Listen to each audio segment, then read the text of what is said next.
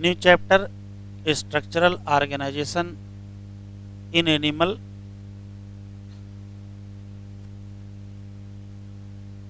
Weightage की बात करें तो कभी एक भी क्वेश्चन नहीं आता है और कभी 4 आ जाते हैं, जैसे इस बार 4 क्वेश्चन आ गए। ठीक है, वैसे वेटेज 2 क्वेश्चन का है। इसमें काकरोच है, इसमें फ्रॉग है, एनिमल का टिश्यू है। तो कभी एक क्वेश्चन काकरोच से आ जाता है, कभी 2 क्वेश्चन काकरोच से या कभी फ्रॉग से। तो 2 क्वेश्चन का तो वेटेज है। तो चैप्टर डालें स्ट्रक्चरल ऑर्गेनाइजेशन इन एनिमल और हेडिंग डालें इंट्रोडक्शन।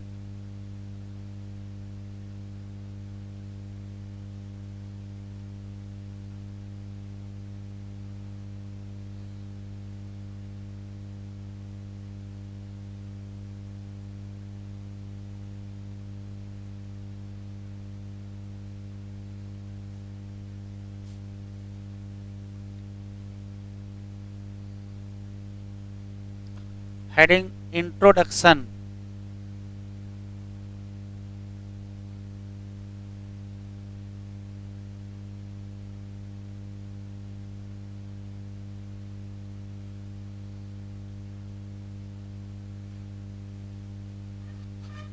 इंट्रोडक्शन में सिर्फ 2 बातें जनरल हैं। पहला क्वेश्चन है कि दुनिया में एनिमल 2 टाइप के हैं, यूनिसेलुलर और मल्टीसेलुलर। यूनिसेलुलर एनिमल की बॉडी सिंगल सेल की बनी होती है। इसका दूसरा मतलब ये है कि उसके सारे function, digestion, respiration, circulation, excretion, जो भी एक्टिविटी होनी है वो सारे काम एक ही सेल करेगी, कोई भी काम का बंटवारा नहीं होगा। लेकिन जब हम मल्टी सेलुलर एनिमल में जाएंगे तो वहाँ बहुत सारी सेल मिलेंगी, और जैसे ही बहुत सारी सेल मिलेंगी वैसे हमको काम का बंटवारा देखने को मिलेगा, division of labour. Different cell या डिफरेंट फंक्शन करेगी, या different group of cell different function करेगा, या डिफरेंट टिश्यू डिफरेंट फंक्शन करेंगे, या डिफरेंट आर्गन डिफरेंट फंक्शन करेंगे, या different argon system different function करेंगे। जितना बढ़िया काम का बंटवारा होगा उतना बेहतर वाइटल एक्टिविटी परफॉर्म होंगी और उतना बढ़िया चांस होगा सर्वाइवलिटी का। तो जितने कॉम्प्लेक्स एनिमल हैं उनमें काम का बंटवारा बेहतर होता है, इस नाते बेटर सर्वाइवल उनको आता है। तो जैसे जैसे कॉम्प्लेक्सिटी बढ़ेगी, पहले ग्रुप ऑफ सेल बनेगा, उससे फिर टिश्यू बनेगा, फिर उससे आर्गन बनेंगे, और 2 या 2 से ज़्यादा आर्गन मिल करके आर्गन सिस्टम बना लेंगे। तो 2 बातें लिख लीजिए।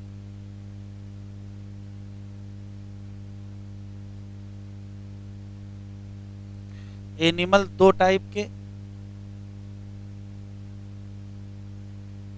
Unicellular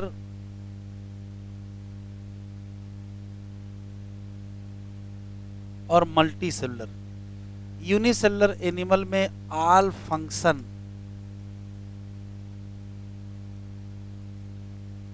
by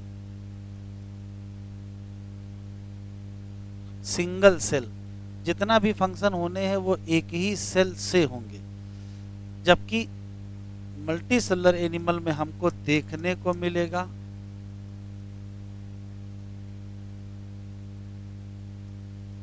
division of labour, मतलब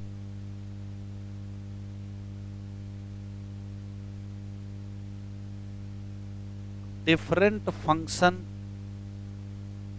बाय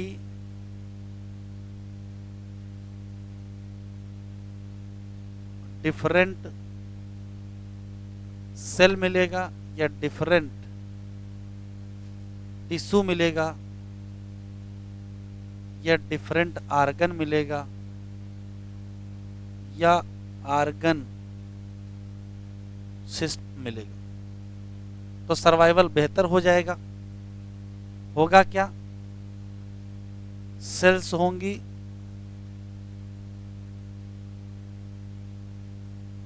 ग्रुप ऑफ सेल,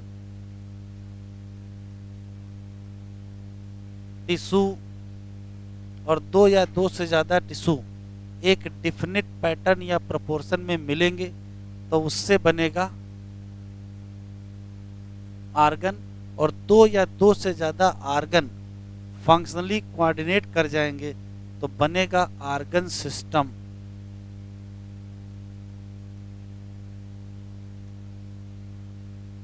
इसका एक एग्जाम्पल भी दिया है। एग्जाम्पल हाइड्रा का दिया है, जिसमें मेनी टाइप ऑफ सेल मिलती हैं। हमको इस चैप्टर में टिश्यू पढ़ना है या एनिमल टिश्यू पढ़ना है,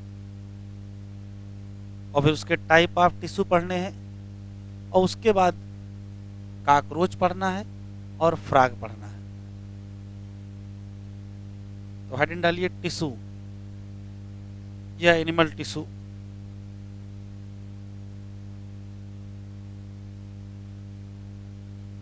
हेडिंग डालें टिश्यू या एनिमल टिश्यू।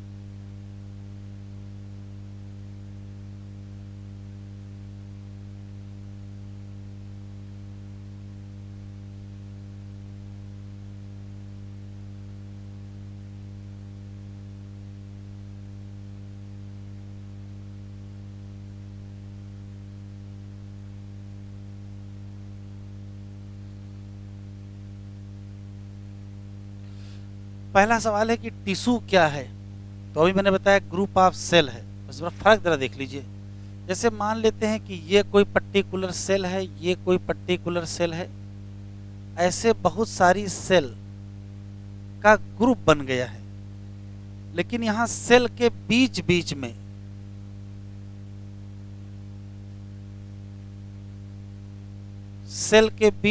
में इंटरसेलुलर मटेरियल भी पाया जाता है।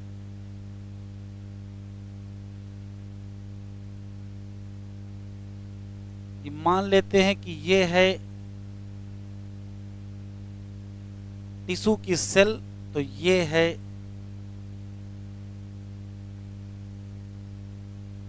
टिश्यू फ्लूइड या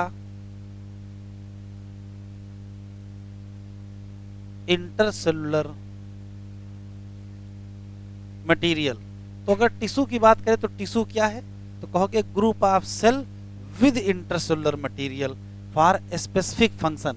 किसी एक काम को करने के लिए सारी सेल इकट्ठा हुई हैं, और इकट्ठा हुई हैं तो इकट्ठा रहेंगे कैसे, आपस में कम्युनिकेट कैसे करेंगे, तो बीच में पाया जाएगा इंटरसेलुलर मटेरियल। एक लाइन लिख लीजिए।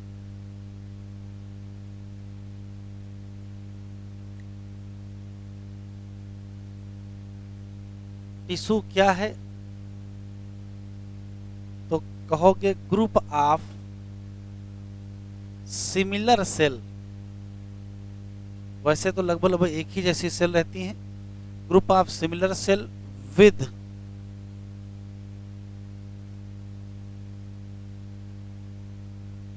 Intercellular material between them. एक क्वेश्चन, किसी भी कॉम्प्लेक्स एनिमल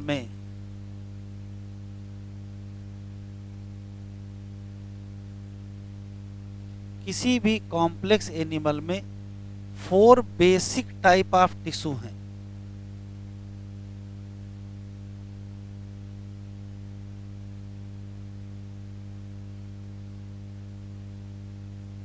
अब वो जो four basic type of tissue कौन से हैं,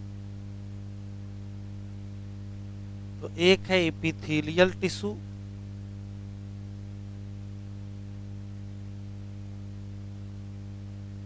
दूसरा है कनेक्टिव टिश्यू,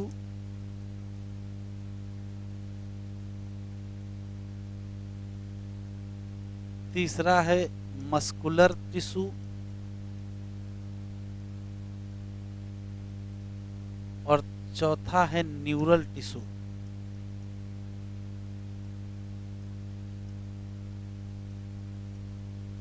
सभी टिश्यू की अब पहचान ये है कि सब की स्पेसिफिक सेल होंगी। All have differences in their cells, मतलब एपिथेलियल सेल अलग होगी, कनेक्टिव टिश्यू की सेल अलग होंगी, मस्कुलर टिश्यू की सेल अलग होंगी और न्यूरल टिश्यू की भी सेल क्या होंगी, अलग होंगी, with difference in intercellular material. Intercellular material में भी डिफरेंस होगा, सबका इंटरसेलुलर मटेरियल एक जैसा नहीं होगा और ना सबकी सेल एक जैसी होंगी। एपिथेलियल की सेल अलग होंगी, कनेक्टिव की अलग होंगी, मस्कुलर की अलग और न्यूरल की अलग होंगी। एक एक करके पढ़ना है।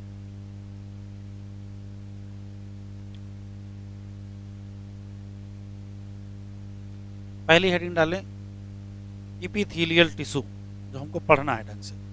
तो एपिथेलियल टिश्यू पढ़ेंगे, फिर कनेक्टिव टिश्यू पढ़ेंगे, फिर मस्कुलर और फिर न्यूरल।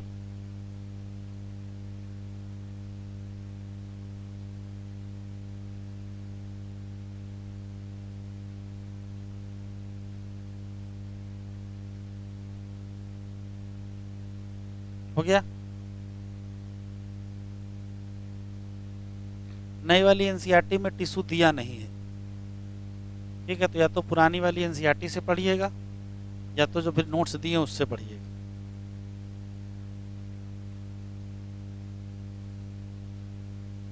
जनरल बातें लिखी हैं, कह रहा है इससे पहले के सेक्शन में आप क्या पढ़ चुके हो कि दुनिया भर में बहुत प्रकार के ऑर्गेनिज्म हैं, यूनिसेलुलर और मल्टीसेलुलर एनिमल। अगर हम यूनिसेलुलर ऑर्गेनिज्म या एनिमल की बात करेंगे तो सारे फंक्शन, चाहे डाइजेशन, रेस्पिरेशन, रिप्रोडक्शन कुछ भी हो, वो कौन करेगा, एक ही सेल करेगा।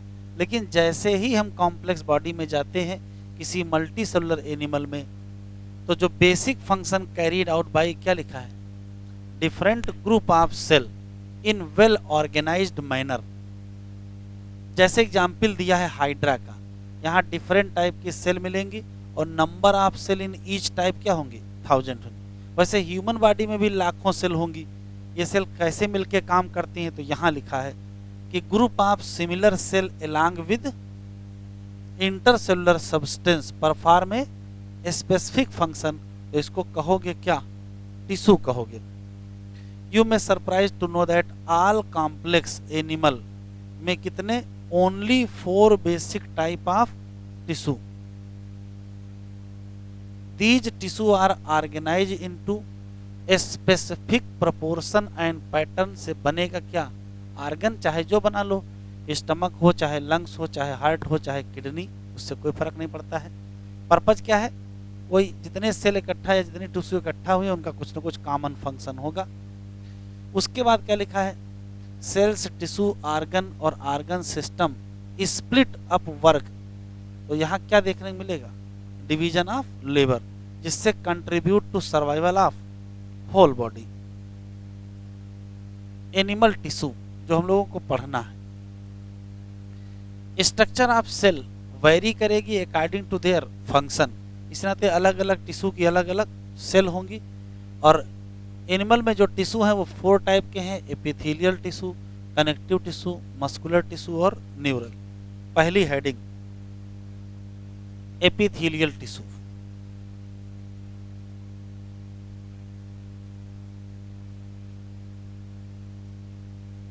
पहली हेडिंग एपिथेलियल टिश्यू।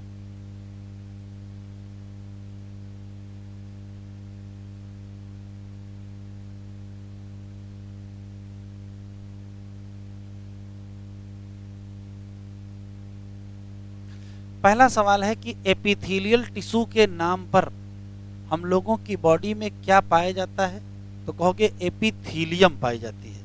एपिथीलियम ही एपिथेलियल टिश्यू है। और एपिथीलियम क्या है, तो कहोगे लेयर होती है।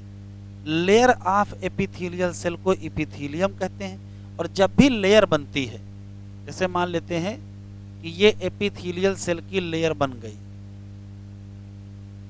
इसको कहते हैं एपिथीलियम। इसे कहते हैं एपिथेलियम। और ये लेयर ऑफ एपिथेलियल सेल है। लेयर ऑफ एपिथेलियल सेल, और ये उसकी फ्री सरफेस है। कोई भी एपिथेलियम होगी उसकी एक फ्री सरफेस जरूर होगी, बस ये देखना है कि वो फ्री सरफेस है कहाँ। तो देखते हैं, जैसे मान लेते हैं कि ये कोई पर्टिकुलर आर्गन है और फ्री सरफेस की स्थिति देखें क्या है। हो सकता है कि ये फ्री सरफेस ऐसे हो कि फ्री सरफेस आउटर इन्वायरमेंट की तरफ हो, एक ऑप्शन ये, और दूसरा ऑप्शन है कि फ्री सरफेस बॉडी फ्लूइड की तरफ हो। तो जब भी हम किसी एपिथेलियम पर नजर डालते हैं तो स्थिति ये होती है कि या तो फ्री सरफेस बाहर होगी और या तो फ्री सरफेस अंदर होगी। अगर फ्री सरफेस बाहर की तरफ होती है तो इसको कवरिंग एपिथेलियम कहते हैं।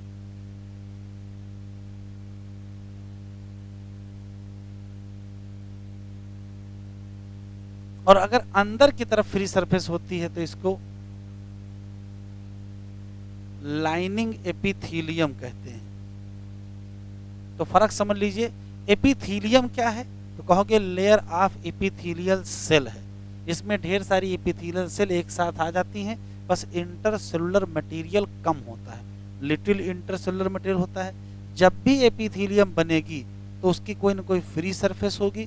फ्री सरफेस फेस किधर कर रही है, आउटर इन्वायरमेंट की तरफ, जैसे बाहर की तरफ देखो फ्री सरफेस है तो ये कवरिंग एपिथेलियम है। और अगर किसी आर्गन के बॉडी फ्लूइड की तरफ फेस कर रही होगी तो उसको हम लोग क्या कहेंगे, लाइनिंग एपिथेलियम। बनाओ लिखो। तो एपिथेलियल टिश्यू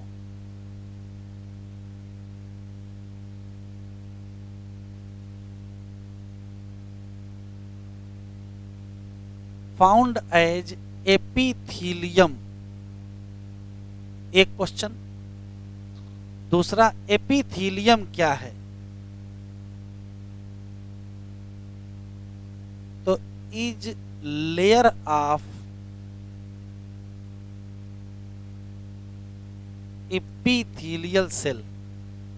इसमें क्या होता है,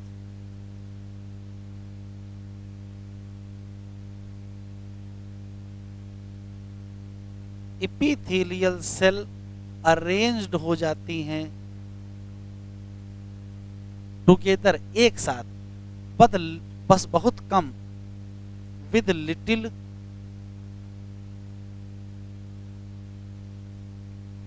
इंटरसेलुलर मटेरियल।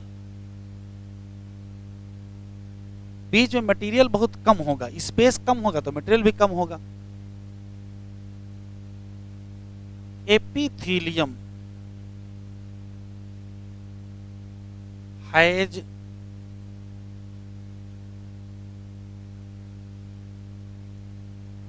Free surface. अब फेस किधर करेगी, face outside environment,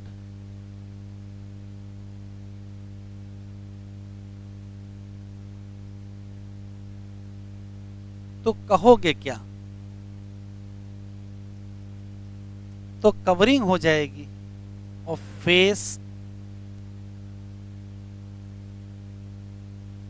body fluid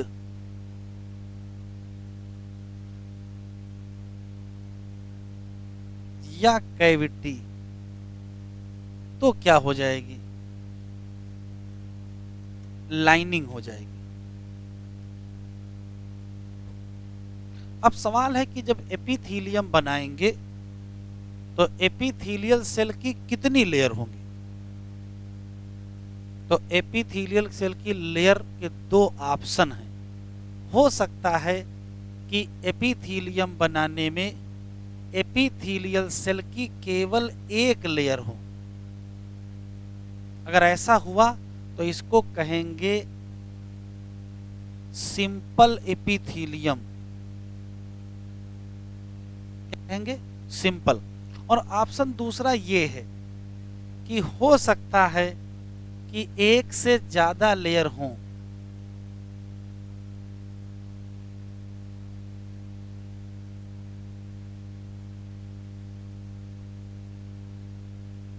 अगर ऐसा हो गया तो इसे कहेंगे कंपाउंड एपिथीलियम।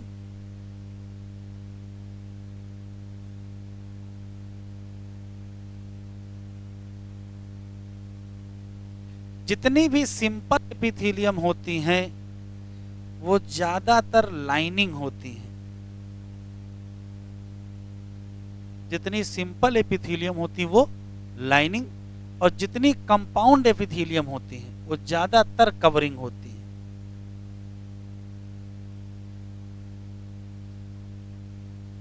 तो एपिथीलियम फिर दो टाइप की हो गई।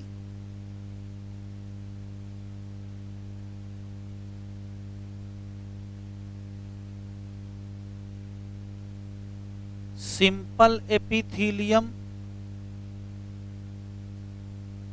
क्या कहोगे?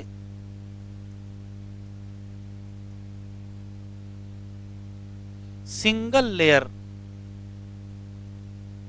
Of epithelial cell. और कंपाउंड एपिथेलियम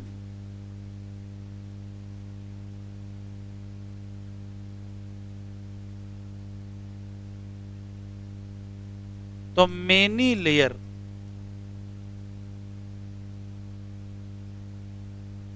ऑफ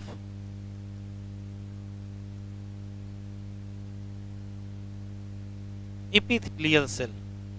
ज्यादातर सिंपल एपिथेलियम क्या होती हैं? लाइनिंग। और ज्यादातर कवरिंग एपिथेलियम क्या होती हैं? प्रोटेक्टिव फंक्शन की या कवरिंग फंक्शन की। ये प्रोटेक्टिव फंक्शन में ज्यादातर होती है।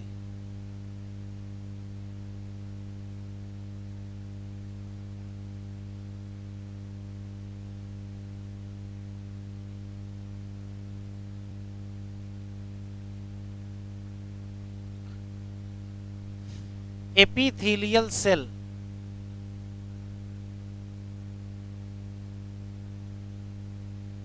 जो बनाती हैं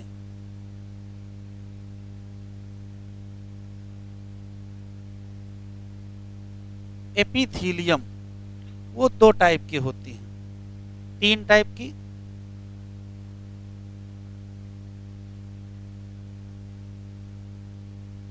स्क्वामस सेल,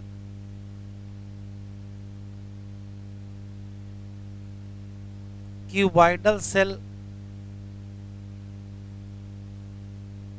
और columnar cell.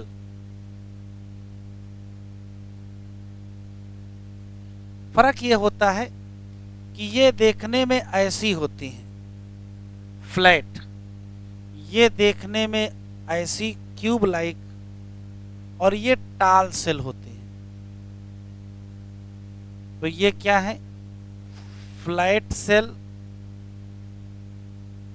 Cube like cell और टाल सेल। अब सवाल है कि एपिथेलियम बनाने में कौन सी सेल लगी है? तो अगर एपिथेलियम बनाने में स्क्वामस सेल लगी होगी तो एपिथेलियम का नाम स्क्वामस एपिथेलियम रखना पड़ेगा। एपिथेलियम बनाने में क्यूबॉइडल लगी होगी तो एपिथेलियम का नाम क्यूबॉइडल एपिथेलियम रखना पड़ेगा। और एपिथेलियम बनाने में अगर कलमनर सेल लगी होगी तो उसका नाम कलमनर एपिथेलियम रखना होगा।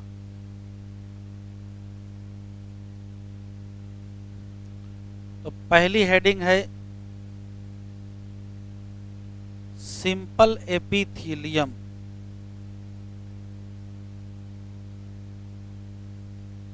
सिंपल एपिथेलियम तीन टाइप की।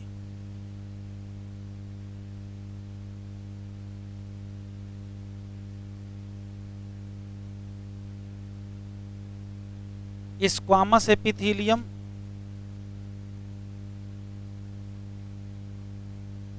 क्यूबॉइडल एपिथेलियम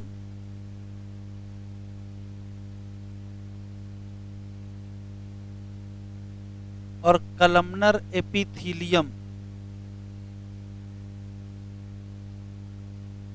नाम ही से पता चल रहा है कि यदि स्क्वामस तो स्क्वामस एपिथेलियम, यदि क्यूबॉइडल सेल तो क्यूबॉइडल एपिथेलियम और कलमनर तो कलमनर एपिथेलियम। बस फर्क ये होना चाहिए कि इनकी लेयर कितनी होनी चाहिए।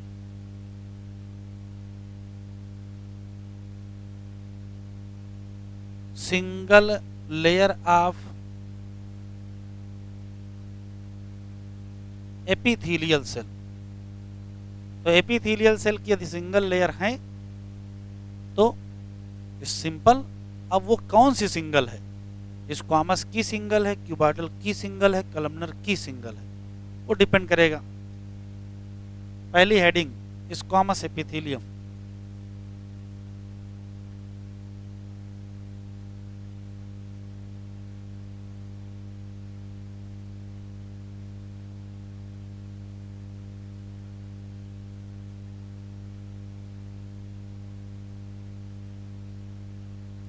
सिलिएटेड और ग्लैंडुलर स्पेशल एपिथेलियम है। चेंजेज है, सिंपल में ही 3 मेन है। पहली हेडिंग डालें, पहली कौन सी? स्क्वामस, फिर क्यूबाइडल, फिर कलमनर।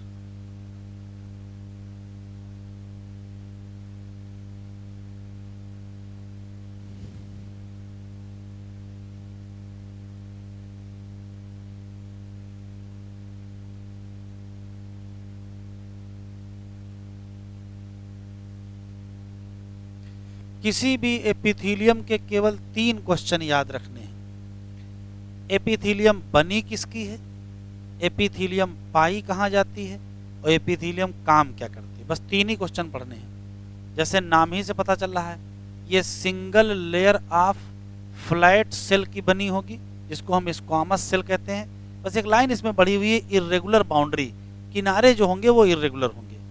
तो single layer of flat cell with irregular boundary या स्क्वामस सेल की बनी होगी। अब सवाल यह है कि सिंगल लेयर की एपिथेलियम क्यों कहूँ लगाओगे?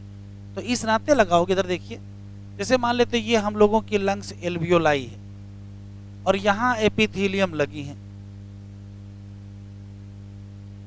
अगर यहाँ सिंगल लेयर की जगह कई लेयर लगी होती तो फिर बेहतर एक्सचेंज ना हो पाता। एक्सचेंज यदि चाहते हैं तो क्या लगाएं? Single layer. तो single layer of squamous epithelium हम कहाँ लगाएंगे? तो 2 जगह लगाएंगे। अगर ब्लड वेसल है तो यहाँ पर भी तो सिंगल लेयर लगाएंगे, क्योंकि यहाँ पर भी हमको O2 CO2 या न्यूट्रिएंट का एक्सचेंज करना है। तो कहाँ कहाँ मिलेंगी? तो एनसीईआरटी में लिखा है लाइनिंग ऑफ ब्लड वेसल, या स्पेशली कैपिलरी की एंडोथीलियम पूछी गई किसकी बनी होती है, तो आंसर क्या देंगे? Squamous epithelium. और यह लंग्स एल्वियोलाई, या एनसीईआरटी में लिखा है एयर सैक्स ऑफ लंग्स, बात एक ही है। काहे की मिलेगी? Squamous epithelium. क्या करोगे? एक ही काम करोगे, ये डिफ्यूजन बाउंड्री बनाएंगे। काहे के लिए? एक्सचेंज के लिए। O2 CO2 का करो, चाहे फिर ब्लड में से न्यूट्रिएंट और वेस्ट का करो। 3 क्वेश्चन सब में बताने हैं। किसकी बनी है? Single layer of flat squamous cell with irregular boundary. कहाँ पाई जाएगी? लाइनिंग में। अभी पीछे बता के आए, लाइनिंग में पाई जाएगी। लाइनिंग और कवरिंग में अंतर है। लाइनिंग में पाई जाएगी कहाँ? चाहे एयर सैक्स ऑफ लंग्स हो, जैसे लंग्स एल्वियोलाई, और चाहे क्या हो, ब्लड वेसल या ब्लड कैपिलरी हो। काम क्या करेंगे? डिफ्यूजन बाउंड्री बनाएंगे, एक्सचेंज करेंगे। किसका? या तो O2 CO2 का, या तो न्यूट्रिएंट वेस्ट का। लिखो, मेड अप ऑफ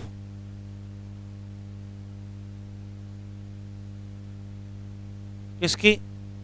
तो single layer of flat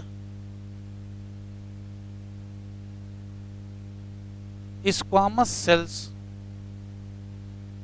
with irregular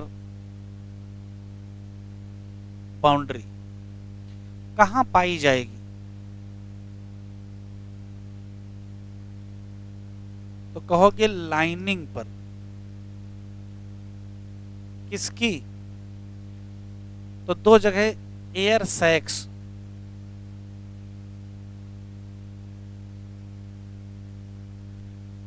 या alveoli,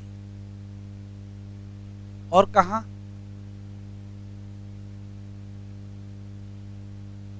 wall of blood vessel, या कहां?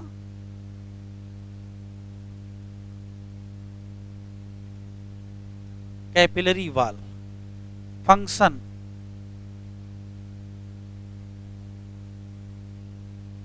बनाती हैं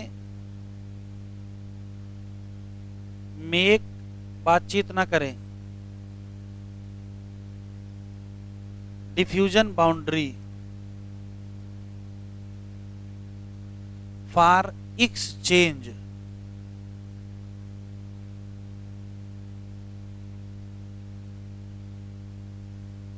of substances.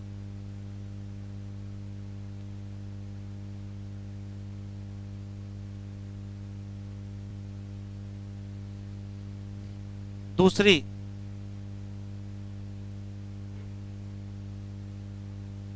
Cuboidal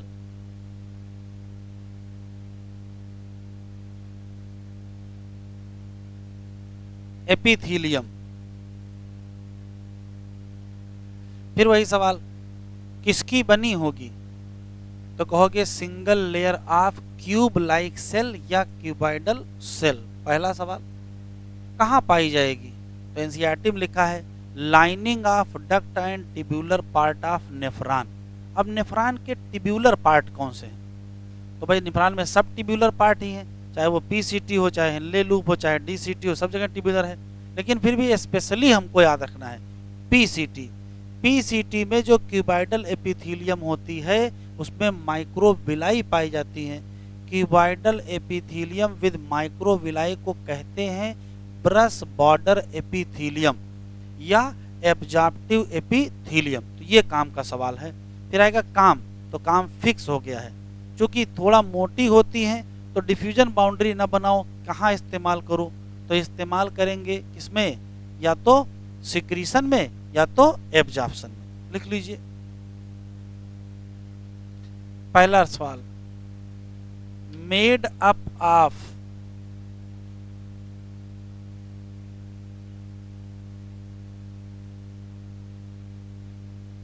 single layer of cube like cell, जिनका नाम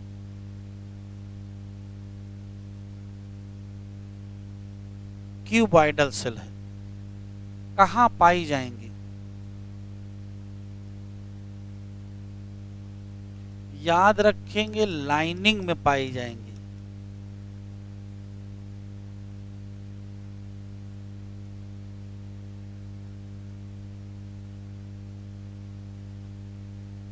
लाइनिंग ऑफ दो जगह,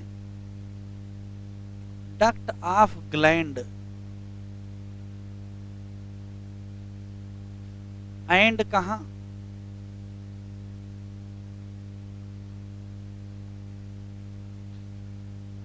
टिब्यूलर पार्ट ऑफ नेफ्रॉन। अब टिब्यूलर पार्ट ऑफ नेफ्रॉन में दो बातें याद रखेंगे, एक पीसीटी और एक डीसीटी। काम क्या करेंगे?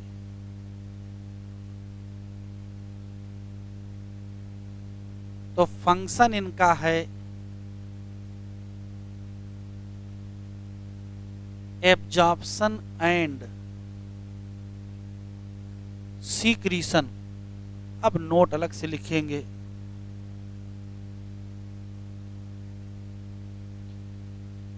पीसीटी पार्ट ऑफ नेफ्रॉन पिछले साल आया line by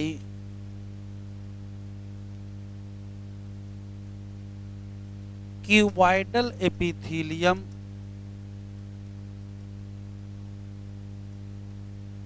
with many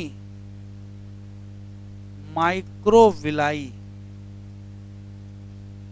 cuboidal epithelium with मेरी माइक्रोविलाई वाली एपिथीलियम का नाम ब्रश बॉर्डर एपिथीलियम या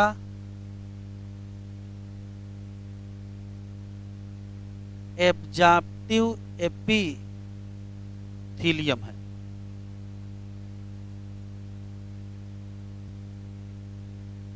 आधे घंटे में क्या फर्क पड़ जाएगा।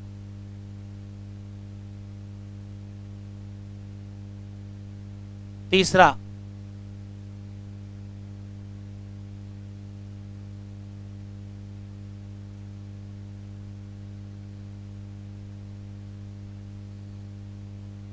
Columnar epithelium.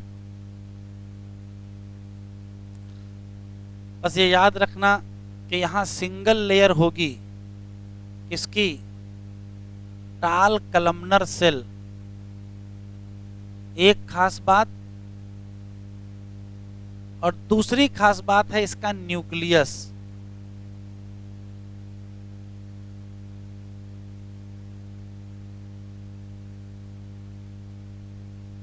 बेसल होगा, प्लेसेंटेशन नहीं है, बेस की तरफ होगा।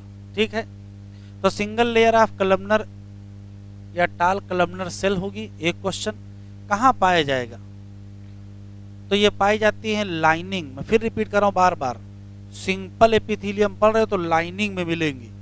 लाइनिंग मिलेगी किसकी, स्टमक और इंटेस्टाइन। क्या काम करोगे, तो जो स्टमक इंटेस्टाइन पे होता वही काम करेंगे, एब्जॉर्प्शन करेंगे या फिर डाइजेस्टिव जूस का क्या करेंगे, सिक्रीशन करेंगे।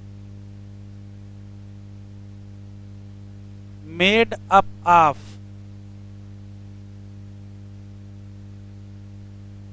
सिंगल लेयर ऑफ क्या, तो कहोगे टाल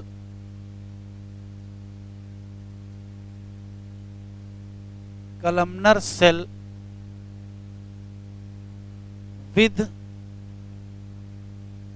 न्यूक्लियस एट बेस। कहां पाई जाएंगी,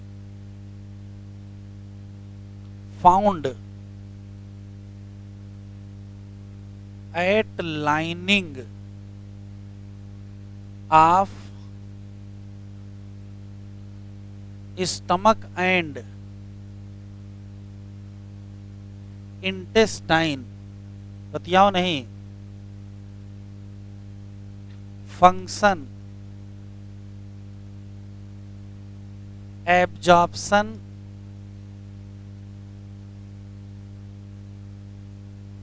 एंड सिक्रीशन। फिर नोट,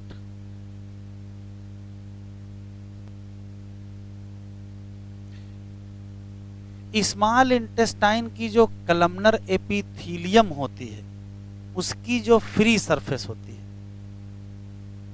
स्मॉल इंटेस्टाइन की जो कलमनर एपिथेलियम होती है उसकी जो फ्री सरफेस होती है उस पे ढेर सारी क्या मिलेंगी, माइक्रोविलाई, सीलिया नहीं मिलेंगी, ढेर सारी माइक्रोविलाई।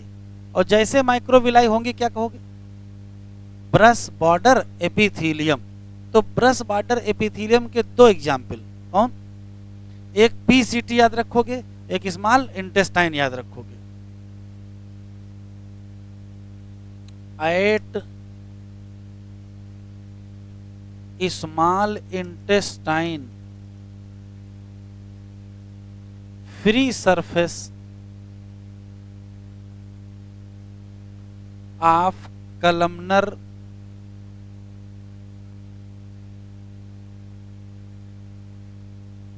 epithelium has microvilli।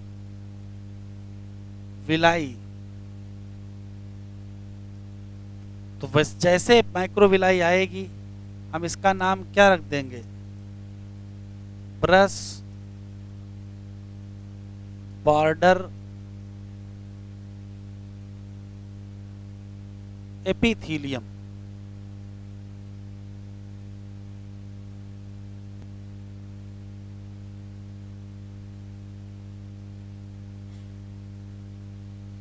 ज्यादा विचार ना करें, सिलिएटेड एपिथेलियम,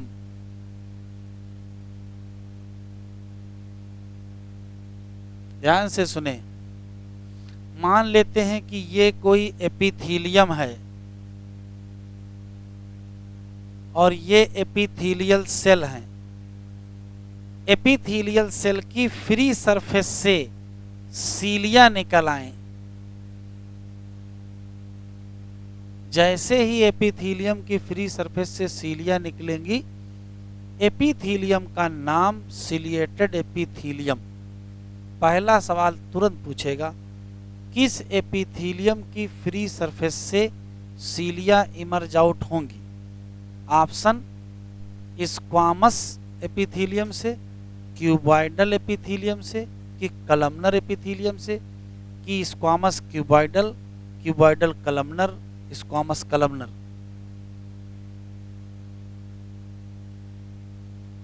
तो याद रखेंगे, कभी भी स्क्वामस सेल की सरफेस से सीलिया नहीं निकलती है, या तो क्यूबॉइडल से निकलेगी या तो कलमनर। तो क्यूबॉइडल एपिथीलियम है, सीलिया नहीं है, तो वो क्यूबॉइडल एपिथीलियम है, और जैसे सीलिया निकल आई उसी का नाम क्या हो जाएगा? कलमनर हो जाएगा। वाह भाई वाह, उसी का नाम सिलिएटेड हो जाएगा। ऐसा ना करो, क्या बिल्कुल बुद्धि बंद कर दिए हो? अच्छा, क्यों निकल आएंगी सीलिया? कोई तो पर्पज होगा। तो जब सीलिया का मूवमेंट होगा तो कोई ना कोई पार्टिकल मूव करेगा। जैसे हमारे रेस्पिरेटरी पैसेज में है, तो हम इनहेल करेंगे, एयर के साथ डस्ट पार्टिकल आएंगे, म्यूकस में ट्रैप हो जाएंगे, म्यूकस बाहर की तरफ मूव करेगा, पार्टिकल बाहर आ जाएंगे।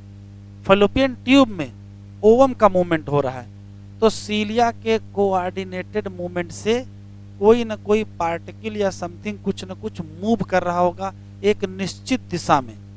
कहाँ पाया जाएगा? तो कहोगे inner wall of hollow organ. अगर कोई हालो ऑर्गन है, उसी के इनर वॉल पर मिलेंगे। अब वो हालो ऑर्गन है कौन सा? तो एनसीईआरटी में दो दिए हैं, ब्रांकियोल एंड फैलोपियन ट्यूब। फिर भी आप याद रखेंगे कि ट्रेकिया में भी क्या होता है? सिलिएटेड होता है, और फैलोपियन ट्यूब भी सिलिएटेड होती है। दोनों जगह अलग अलग मूवमेंट है। ट्रेकिया या रेस्पिरेटरी पैसेज में जो इनहेल डस्ट पार्टिकल हैं वो म्यूकस में ट्रैप हो जाएंगे, और जब म्यूकस मूव करेगा तो पार्टिकल मूव कर जाएंगे। और जेनिटल ट्रैक्ट में क्या है? गैमीट या ओवम का ट्रांसपोर्ट। जब हम लोग मूवमेंट पढ़ रहे थे तो टाइप ऑफ मूवमेंट में amoeboid movement, ciliary movement, flagellar movement और मस्कुलर, चार वहां बताए गए, वही है। तो लिख लीजिए, बताओ किसके सरफेस पे निकाल दें सीलिया? क्यूबॉइडल एंड कलमनर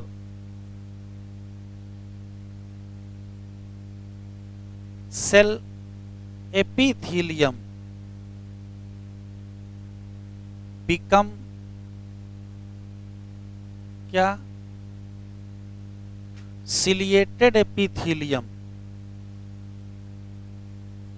कब? जब cilia emerge out from free surface. Free surface से अगर सीलिया निकल आए तो नाम क्या हो जाएगा? Ciliated epithelium. फिर क्या होगा? कोऑर्डिनेटेड मूवमेंट होगा सीलिया का। रिजल्ट क्या होगा? Result as movement of particle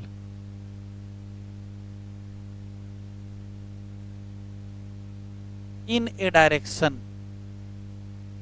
किसी एक निश्चित दिशा में बढ़ने लगेंगे। कहां पाई जाएंगे? Found in lining of hello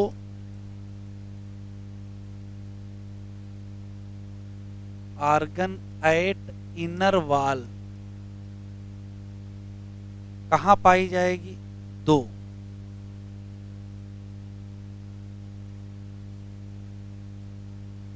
ब्रांकियोल and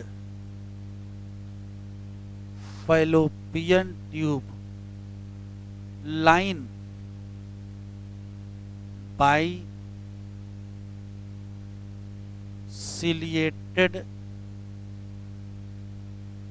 epithelium, ये अलग से लिख लेंगे।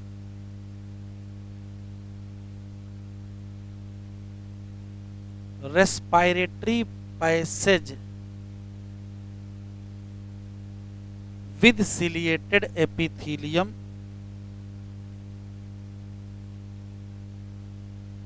की जिम्मेदारी क्या है? तो म्यूकस मूव करेगा, उसके साथ जो ट्रैप डस्ट पार्टिकल है वो भी क्या हो जाएंगे, मूव हो जाएंगे।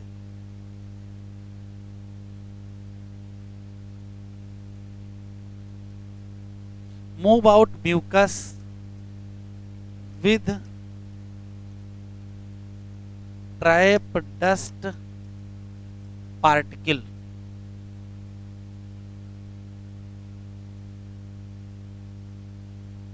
और फाइलोपियन ट्यूब पर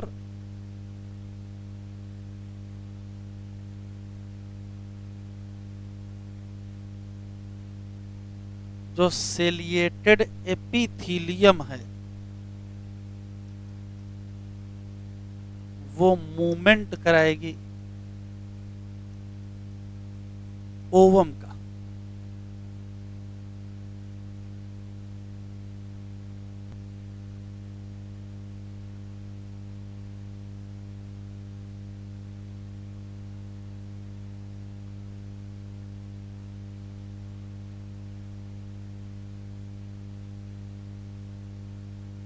ग्लैंडुलर एपिथीलियम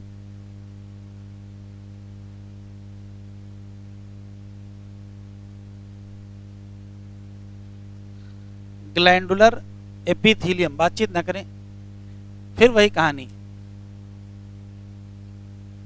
हमारे पास 3 प्रकार की एपिथीलियम है, स्क्वामस, क्यूबॉइडल और कलमनर।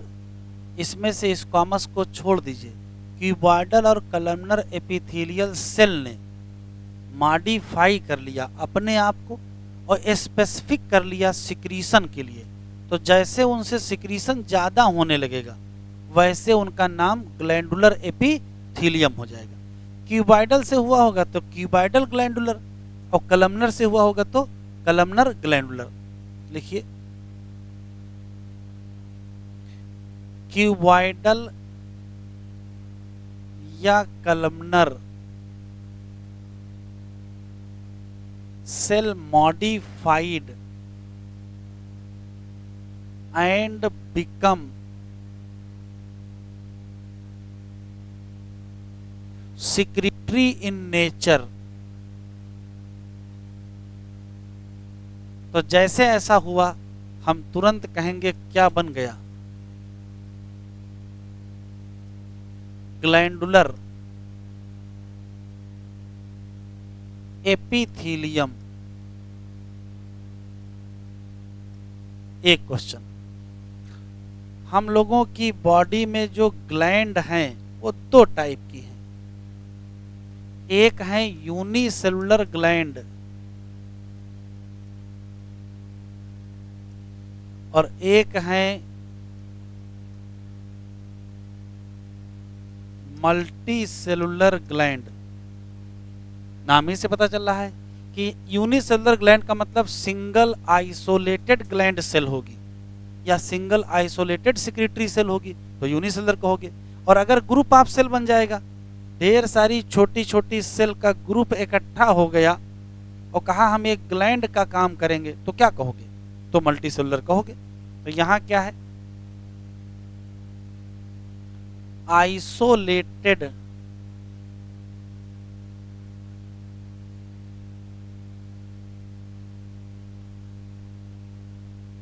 सिंगल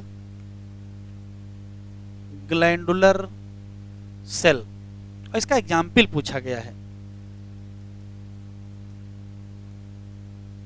गॉबलेट सेल,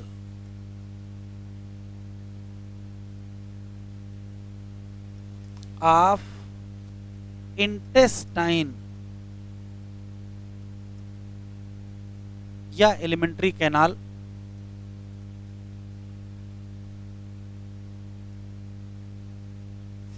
क्या करती हैं, तो कहोगे म्यूकस सिक्रीट करती हैं।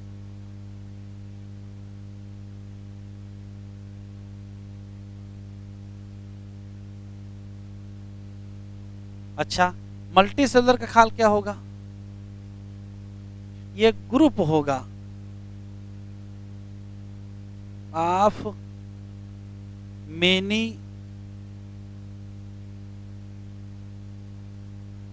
Glandular cell. Group of many glandular cell क्या सिक्रीट करेंगी? ये कितने टाइप की होती हैं? तो ये दो टाइप की होती हैं। एक होती हैं एक्सोक्राइन ग्लैंड,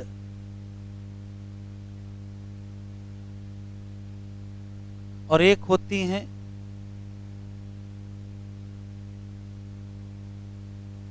एंडोक्राइन ग्लैंड। क्या फर्क होता है? ये वो होती है जिसमें ग्लैंड विद डक्ट पाई जाती है, और ग्लैंडुलर सेल का सिक्रीशन डक्ट के द्वारा कहीं दूर जाता है। जैसे जैसे जितनी ग्लैंड जानते हो, salivary gland, mammary gland, intestinal gland, pancreas है, दुनिया भर की sweat gland, sebaceous gland, ear gland, tear gland, ज्यादातर कौन सी है? Exocrine gland. तो क्या क्या सिक्रीट करती हैं? तो देखो क्या क्या सिक्रीट कर रही हैं। ये ग्लैंड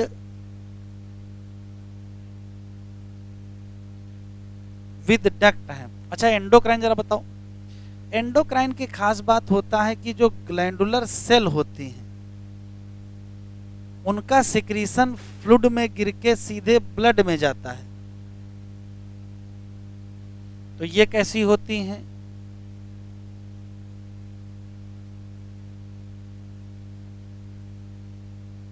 डक्टलेस ग्लैंड। एक क्वेश्चन पूछा गया है, जरा बता दें। ये जो गॉबलेट सेल हैं, ये मॉडिफाइड सेल हैं, क्यूबॉइडल मॉडिफाइड हैं कि columnar modified? Goblet cell of alimentary canal are, फिर से यहां से पढ़ते हैं, क्यूबॉइडल या columnar cell modified to become secretory in nature. Glandular, तो जो गॉबलेट सेल हैं वो कौन सी मॉडिफाइड सेल है? क्यूबॉइडल ग्लैंडुलर सेल हैं या कलमनर ग्लैंडुलर सेल है? कैसे पता चला? तो एलिमेंट्री कैनाल के पीछे सेल बता क्या है, कौन सी थी? स्टमक और इंटेस्टाइन में कौन सी सेल बताए थे? कलमनर। तो जो सेल होंगी वही तो मॉडिफाइड होंगी। ये पूछा गया सवाल है, टिक करके लिखिए। मॉडिफाइड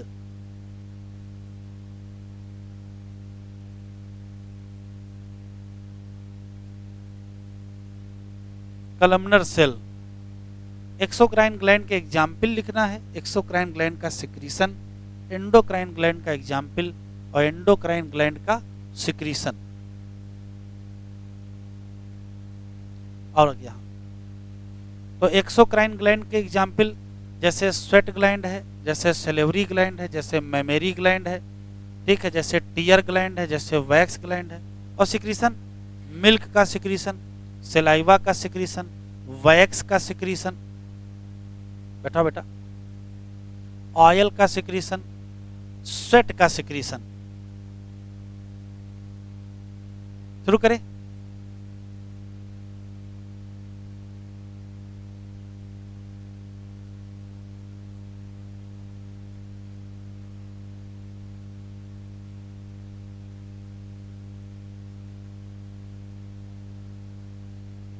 एक्सोक्राइन ग्लैंड के नाम लिख डालिए।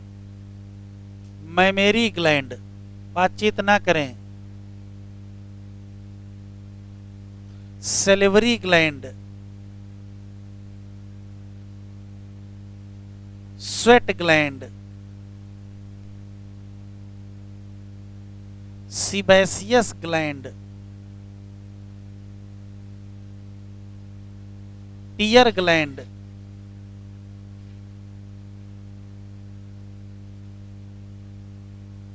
ईयर ग्लैंड,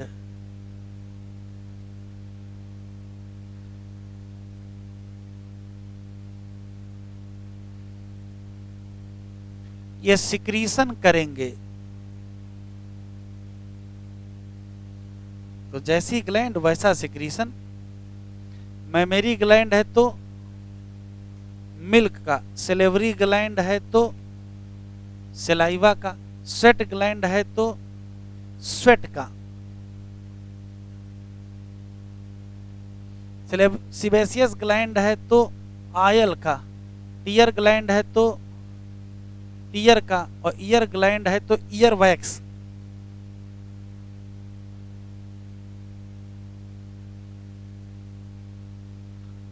इंडोक्राइन ग्लैंड,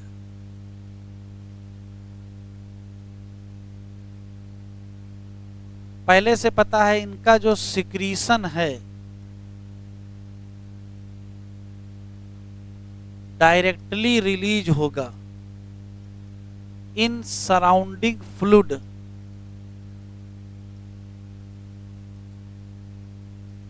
और वहां से चला जाएगा कहां? ब्लड। और ये सिक्रीट करेंगे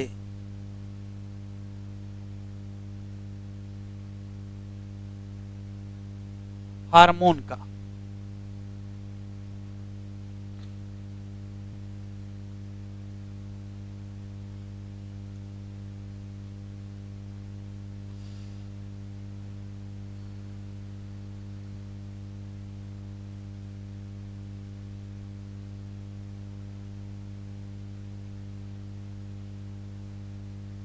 कंपाउंड एपिथेलियम, ऐसी कोई भी एपिथेलियम, क्या कर रहे भैया? बंद कर दो भैया, अरे बंद कर। कंपाउंड एपिथेलियम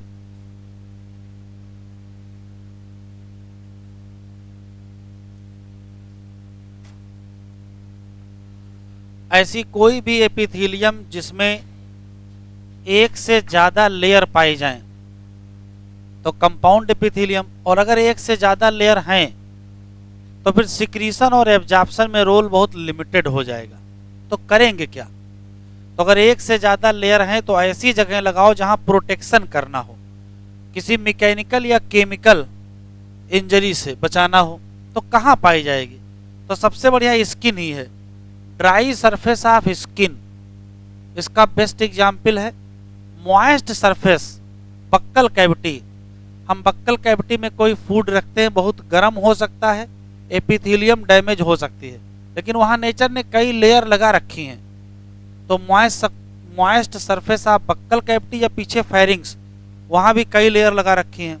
इसके अलावा कुछ डक्ट हैं जिनकी लाइनिंग में लगा रखी है, जैसे सेलेवरी ग्लैंड और जैसे पैंक्रियाटिक ग्लैंड की डक्ट। एक क्वेश्चन ध्यान रखिएगा, जैसे क्वेश्चन पूछेगा कि क्यूबाइडल एपिथेलियम कहाँ है, तो आप कहोगे डक्ट ऑफ ग्लैंड, लेकिन अगर उसने नाम दे दिया और उसने कहा पैंक्रियाटिक ग्लैंड की डक्ट की लाइनिंग बताओ, तो पैंक्रियाटिक डक्ट की लाइनिंग में आप ये आंसर नहीं देंगे, आंसर क्या देंगे? Compound epithelium. वैसे सेलेवरी ग्लैंड में भी क्या देंगे? Compound epithelium. उनको छोड़ के पूछेगा तो आंसर क्या दीजिएगा? Cuboidal epithelium. लिखिए, made up of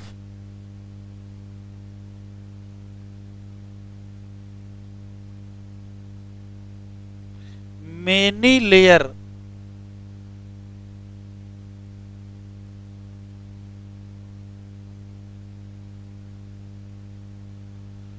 of epithelial cell, और इसी नाते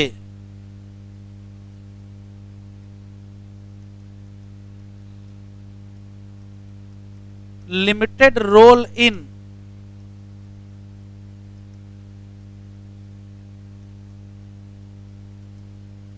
एब्जॉर्प्शन एंड सिक्रीशन। तो फिर फंक्शन क्या है? तो कहोगे प्रोटेक्शन।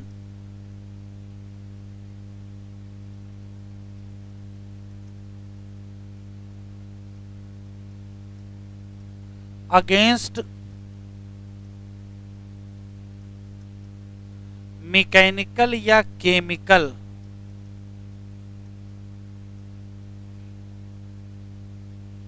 डैमेज कहां पाई जाएंगे? फाउंड एट इंपॉर्टेंट है।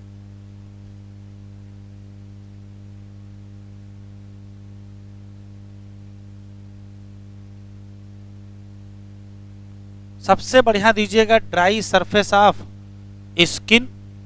दूसरा आंसर दीजिएगा मॉइस्ट सरफेस ऑफ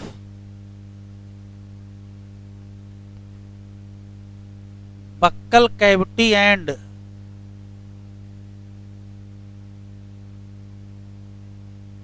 फेरिंग्स। और तीसरा आंसर दीजिएगा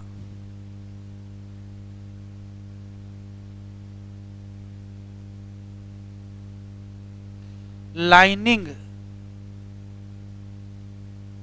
of duct of salivary gland and pancreatic gland. Salivary gland और पैंक्रियाटिक ग्लैंड।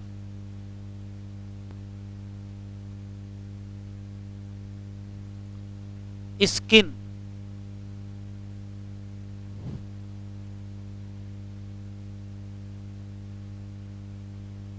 की जो outer most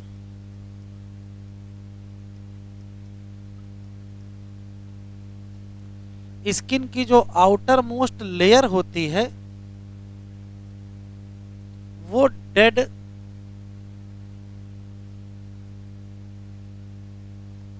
stratified कीराटिनाइज्ड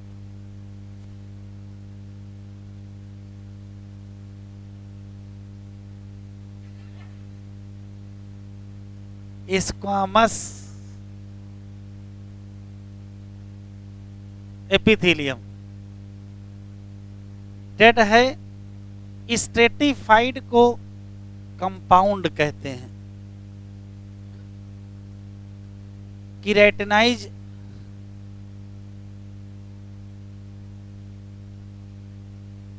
stratum corneum layer है। स्क्वामस तो स्क्वामस है ही। तो ब्यूटी पार्लर में जिस लेयर को चमकाते हैं कौन सी लेयर है बताओ? मुर्दा को चमका रहे हो? वाह भाई वाह।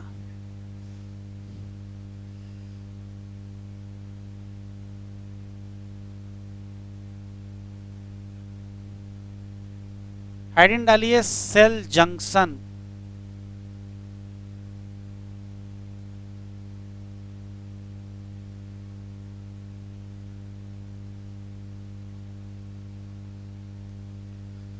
किसी भी एपिथेलियम को जब बनाते हैं तो एपिथेलियल सेल टाइटली एडहेयर होती हैं, टाइटली एसोसिएट होती हैं।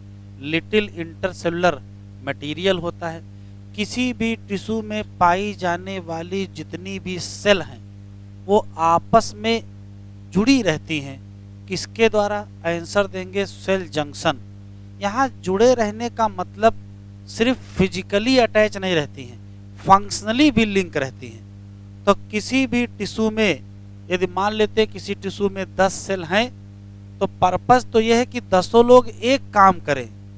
तो वो एक काम तभी करेंगे जब आपस में बातचीत करेंगे। तो सारी सेल स्ट्रक्चरली और फंक्शनली क्या होती हैं? इंटरेक्ट होती हैं with the help of cell junction. Epithelial tissue या एपिथेलियम में 3 टाइप के सेल जंक्शन मिलते हैं। कौन कौन से? एक टाइट जंक्शन, एक आइडरिंग जंक्शन और एक गैप जंक्शन। इतना लिखो पहले।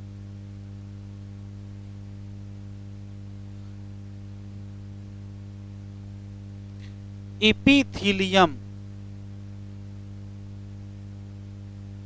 में epithelial cell held together with little क्या हो गया इंटरसेलुलर मटेरियल एपिथेलियम 3 टाइप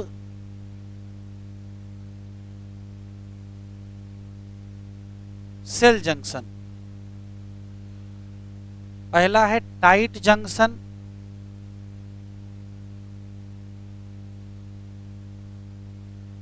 दूसरा है एडहेरिंग जंक्शन,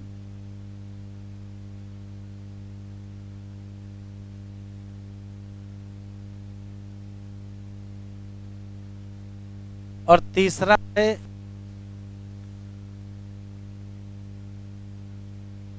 गैप जंक्शन।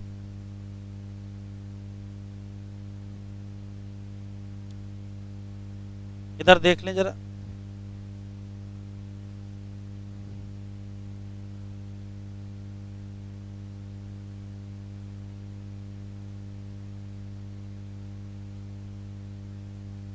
मान लेते हैं कि ये कोई एपिथेलियम है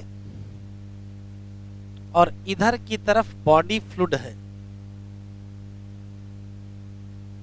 तो बॉडी फ्लूइड के लीक करने का खतरा हमेशा रहेगा। तो क्या करेंगे, ये सेल और ये सेल मेम्ब्रेन फ्यूज कर लेंगे। अब जब टाइटली बाउंड हो जाएंगे तो जो भी फ्लूइड है वो लीक नहीं हो पाएगा। तो टाइट जंक्शन कौन सा जंक्शन होता है, जिसमें सेल कुछ इस प्रकार से चिपक जाती हैं कि जो टिश्यू फ्लूइड है वो लीक ना करने पाए। Prevent leakage of tissue fluid, एक क्वेश्चन। लेकिन किसी भी आर्गन में कोई एक्टिविटी होता है, मूवमेंट होता है, जर्क लगता है, तो सारी सेल आपस में बंधी भी तो रहें, तो सेल को सेल के साथ बांध के भी रखना है। तो सेल को सेल के साथ बांधने का मतलब ऐसे रस्सियां लगा दी जाएं।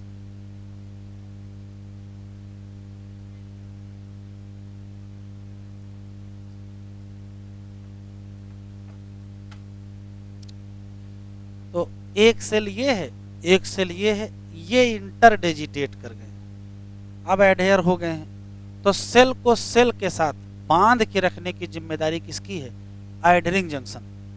एडहेरिंग जंक्शन कई टाइप के होते हैं, टाइप में नहीं जाना है। पर्पज ये है कि जो अड़ोस पड़ोस की सेल हैं वो आपस में अटैच रहें, एडहेयर का मतलब चिपक के रहें, वरना हो सकता है आइसोलेट हो जाएगी सेल, तो फिर वो फंक्शन नहीं कर पाएगी। तो किसी भी टिश्यू में जितनी सेल हैं वो आपस में जुड़ी रहें, ये जिम्मेदारी किसकी है, एडहेरिंग जंक्शन। इसी नाते इसको सीमेंटिंग जंक्शन कहते हैं। सारी अगल बगल की सेल को आपस में जोड़ के रखना। इसका काम है टिश्यू फ्लूइड को लीक ना होने देना, इसका काम है सबको जोड़ के रखना। और गैप जंक्शन, नाम केवल इसका गैप जंक्शन है, इसका काम है गैप कम करना। कैसे, ये दोनों साइटोप्लाज्म को जोड़ देगा। अब जब दोनों सेल के साइटोप्लाज्म को इंटरेक्ट कर दोगे तो क्या होगा, कोई मॉलिक्यूल इधर से इधर चला आएगा या इधर से उधर चला जाएगा। स्मॉल मॉलिक्यूल बिग मॉलिक्यूल का एक्सचेंज होगा, तो उससे फंक्शनिंग आसान हो जाएगी। तो एक एक लाइन याद रखना है, कौन सा ऐसा जंक्शन है जो टिश्यू फ्लूइड के लीकेज को रोकता है, तो टाइट जंक्शन। कौन सा है जो नाइबरिंग सेल को सीमेंट या टुगेदर रखता है, एडहेरिंग। कौन सा है जो साइटोप्लाज्म को इंटरेक्ट कर देता है, गैप जंक्शन। किससे छोटे और बड़े मॉलिक्यूल का आदान प्रदान होता है, तो आंसर क्या देंगे, गैप जंक्शन। एक एक करके लिखना है,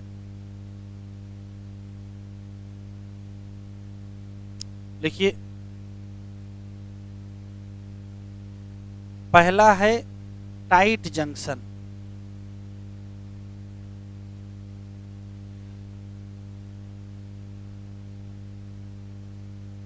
क्या करता है, प्रिवेंट, बातचीत ना करें, leaking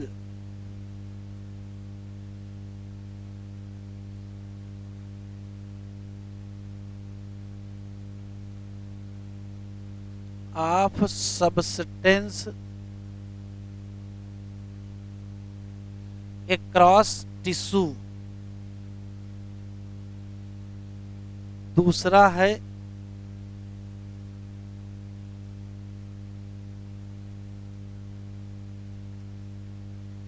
adhering junction,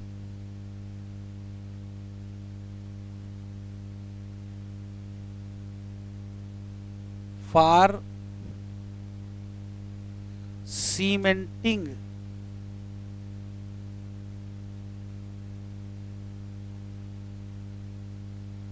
neighboring cell together, जोड़ के रखना है। और तीसरा है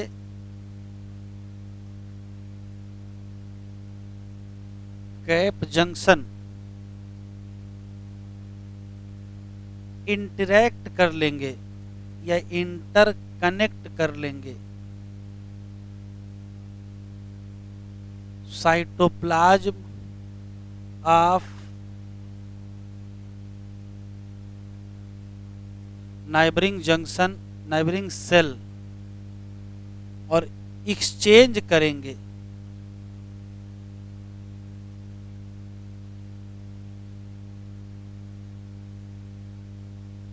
स्मॉल या big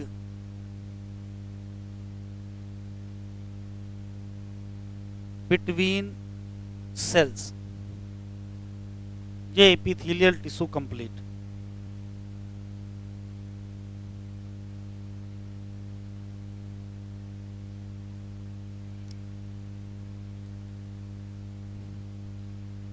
We commonly refer an epithelial tissue as a epithelium।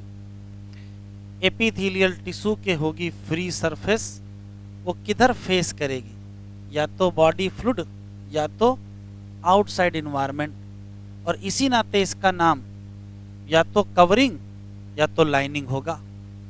जितनी भी एपिथेलियल सेल होंगी वो कंपैक्टली पैक होंगी और बहुत कम इंटरसेलुलर मैट्रिक्स होगा। दो टाइप की एपिथेलियल टिश्यू होंगे, सिंपल और कंपाउंड। सिंपल वो होगी जिसमें single layer of epithelial cell, तो अक्सर फंक्शन किसका करेंगे, लाइनिंग का, और चाहे वो कैविटी हो, चाहे वो डक्ट हो, चाहे ट्यूब, से कोई मतलब नहीं। और कंपाउंड वो होगी जिसमें दो या दो से ज़्यादा लेयर, तो फिर इसका काम प्रोटेक्टिव का होगा। इसका मतलब ये कवरिंग एपिथेलियम जैसे कहाँ मिलेगी, स्किन में। On the basis of structural modification of cell, simple epithelium तीन टाइप की, स्क्वामस सिंपल, क्यूबॉइडल सिंपल और कलमनर सिंपल। कोई भी डायग्राम दे देगा आपको पहचानना पड़ेगा। तो ये क्या है, ये स्क्वामस एपिथेलियम है, नाम लिख के थोड़े देगा, नाम लिख के नहीं देगा, ऐसे दे देगा। ये क्यूबॉइडल एपिथेलियम, ये कलमनर एपिथेलियम, और ये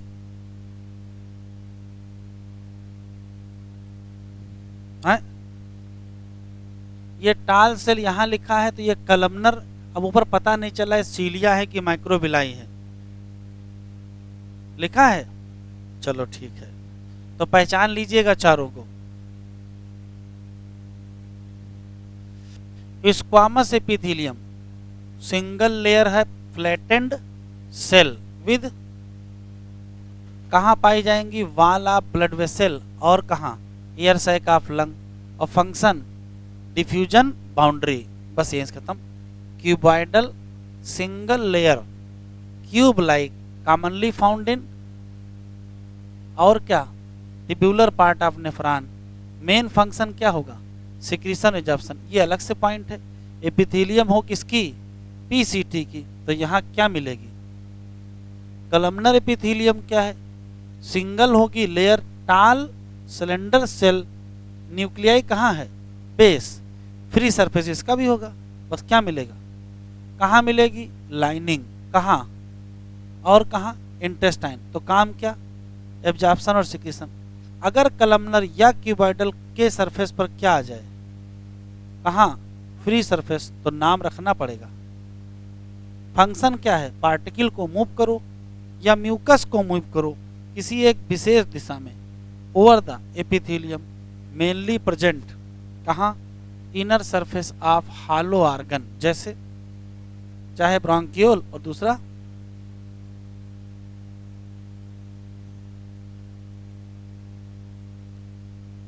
कभी कभार कलमनर या क्यूबॉइडल ही स्पेशलाइज होगी तो तुरंत नाम क्या रखोगे? तो ग्लैंडुलर में कौन नहीं आएगी? स्क्वामस। ये मेनली दो टाइप की होंगी, यूनी और मल्टी। यूनिसेलुलर में आइसोलेटेड ग्लैंडुलर सेल जैसे ऑफ एलिमेंट्री कैनाल, और मल्टी सेलुलर में क्लस्टर ऑफ सेल मिलेगा जैसे दुनिया का नाम दिए, एक यहाँ दिया है silvery gland. Mode of secretion के हिसाब से मल्टी सेलुलर ग्लैंड दो कैटेगरी की, एक्सो और इंडो। एक्सो क्या देगी? म्यूकस देगी, सिलाइवा, ईयरवेक्स, आयल, मिल्क ग्लैंड, दुनिया भर के लिखे हुए हैं, क्योंकि इसमें क्या पाया जाएगा। जबकि एंडोक्राइन ग्लैंड की स्थिति है क्या नहीं होगा, डक्ट नहीं होगा, तो सिक्रीशन हार्मोन सीधे सिक्रीट करेगा किसमें? उस फ्लूइड में जिसमें सेल पड़ी है या ग्लैंड पड़ी है। डायग्राम पहचानेंगे, ये मल्टी सेलुलर ग्लैंड है, अरे हाँ ये यूनिसेलुलर, और ये क्या है? Multicellular. उल्टा ना करिएगा।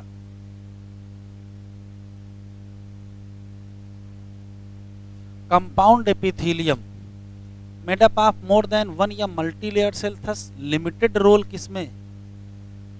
तो मेन फंक्शन क्या है? Protection against chemical and mechanical stress. कहाँ मिलेंगे? बहुत important. Dry surface of skin एक option, moist surface of buccal cavity pharynx दूसरा ऑप्शन, और लाइनिंग ऑफ डक्ट कौन सी? और पैंक्रियाटिक। ये पहचानिएगा क्या? Multi layered cell. सभी सेल एपिथेलियम में आपस में जुड़ी रहती हैं किसके साथ? सभी एनिमल टिश्यू की खास बात है कि कोई ना कोई हमको क्या चाहिए? स्ट्रक्चरल और फंक्शनल लिंक चाहिए। तो लिंक कौन बनाएगा? Cell junction. 3 type of cell junction कहाँ मिलेंगे?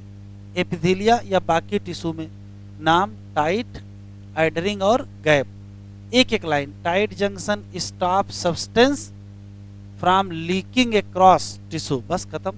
आइडरिंग perform cementing to keep neighbouring cell together, और gap junction facilitate cell to communicate with each other by connecting cytoplasm purpose transfer of ion small और big molecule. Heading connective tissue.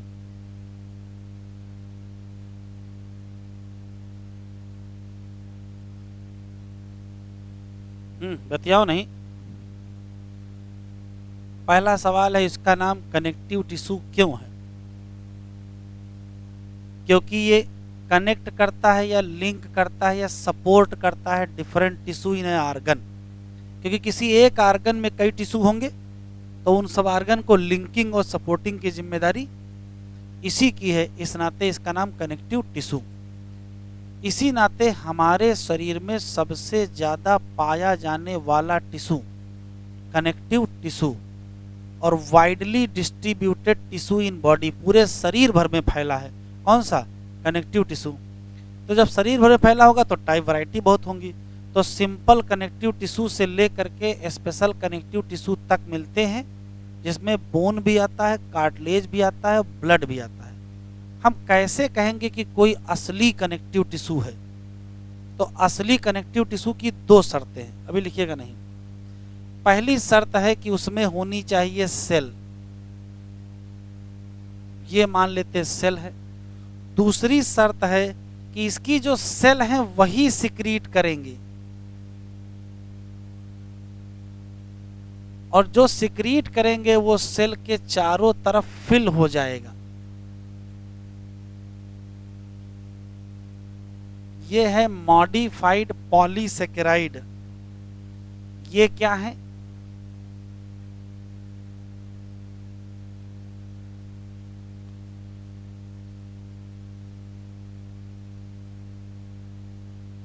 ये है connective tissue cell, और ये secrete करती हैं modified polysaccharide.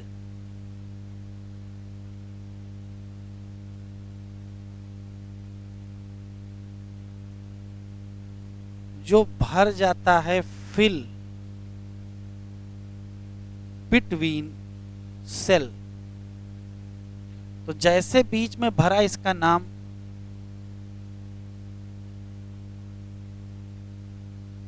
Intercellular matrix या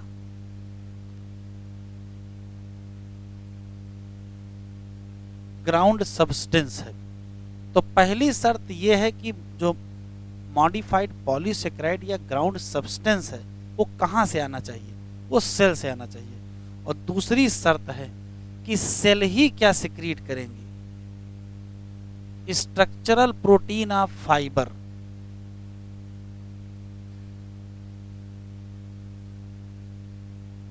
fibre की जो प्रोटीन है वो भी कौन सिक्रीट करेंगे, यही सेल। और यहां दो प्रोटीन है, कोलेजन और इलास्टिन प्रोटीन। कोलेजन प्रोटीन से बनेगा कोलेजन फाइबर, अभी लिखो नहीं, सुन लो। और इससे बनेगा इलास्टिन फाइबर। करेंगे क्या, तो ये जो फाइबर हैं वो स्ट्रेंथ देंगे, इलास्टिसिटी देंगे और फ्लेक्सिबिलिटी लाएंगे। तो यदि किसी भी कनेक्टिव टिश्यू से सेल से फाइबर नहीं निकले तो वो फॉल्स कनेक्टिव टिश्यू। जैसे ब्लड फॉल्स कनेक्टिव टिश्यू है क्योंकि सेल फाइबर नहीं निकाल रही। दूसरा, सेल ही से क्या बनना चाहिए, मैट्रिक्स या ग्राउंड सब्सटेंस बनना चाहिए। ब्लड की सेल के अगल बगल जो प्लाज्मा भरा है वो ब्लड की सेल ने नहीं बनाया है, इसी नाते ब्लड फॉल्स कनेक्टिव टिश्यू। तो ब्लड फॉल्स कनेक्टिव टिश्यू है कि दो गड़बड़ियां किसने की, पहली फाइबर नहीं है और दूसरा सेल ही ने क्या नहीं बनाया है, सेल ही ने मॉडिफाइड पॉलीसेकेराइड या एमार्फस ग्राउंड सब्सटेंस नहीं बनाया है।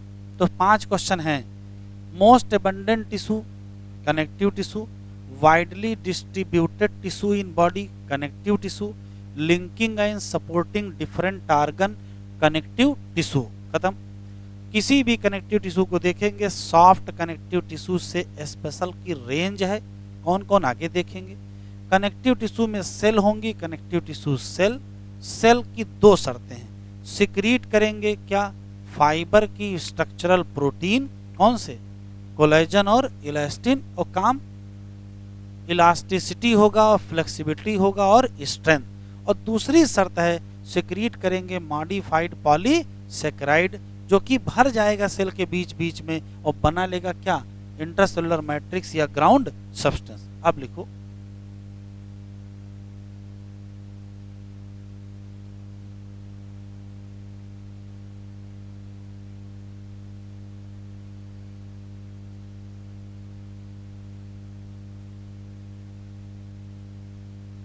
कनेक्टिव टिश्यू रटने वाले सवाल।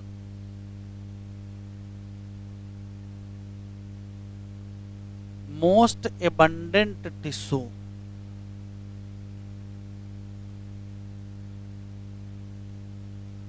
Widely distributed tissue,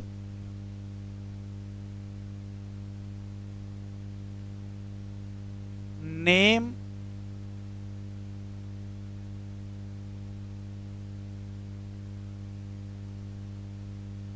connective tissue क्यों पड़ा, तो linking and supporting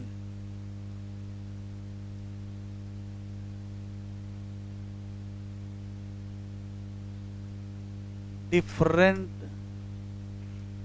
argon.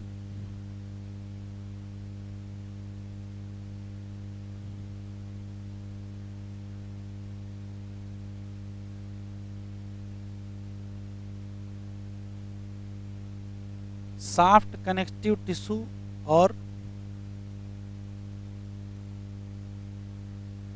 Special connective tissue. और स्पेशल में बोन हो सकती है, कार्टिलेज हो सकता है या ब्लड हो सकता है। 3 किसी भी कनेक्टिव टिश्यू में तीन चीजें मिलती हैं।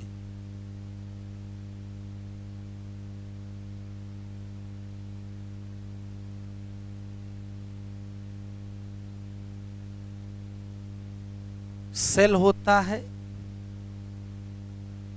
फाइबर होता है और मैट्रिक्स।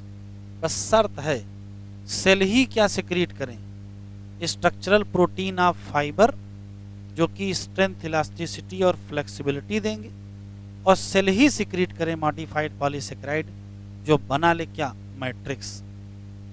अगर ऐसा नहीं हो रहा है तो फिर वो false connective tissue.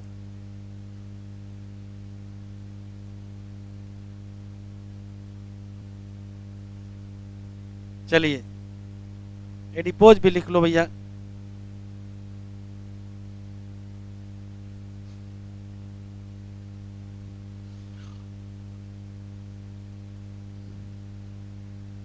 Cell of connective tissue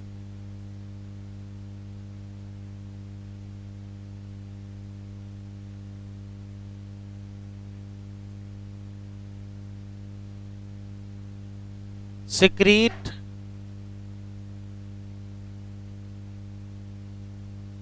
modified polysaccharide जो बना लेगा मैट्रिक्स या ग्राउंड सब्सटेंस, यही सिक्रीट करेंगे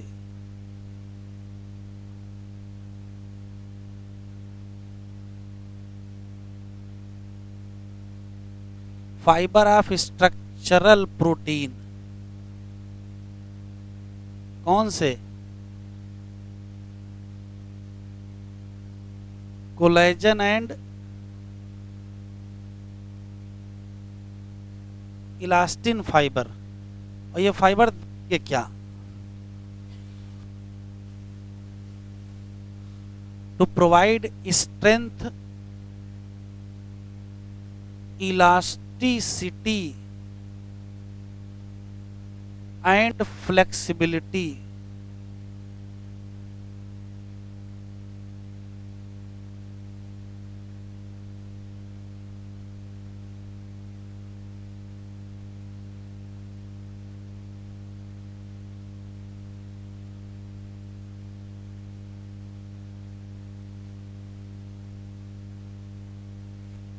टाइप ऑफ कनेक्टिव टिश्यू,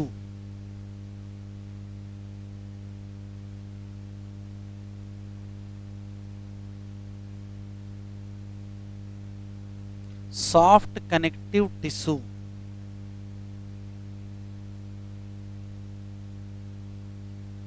जो कि दो टाइप के होंगे, एरियोलर कनेक्टिव टिश्यू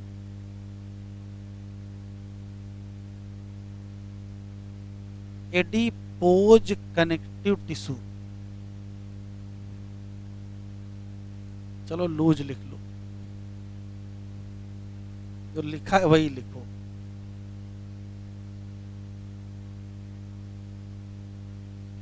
दूसरा dense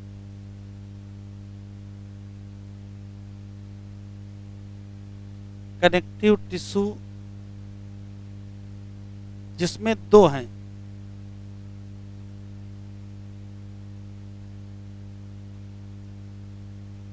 dense regular connective tissue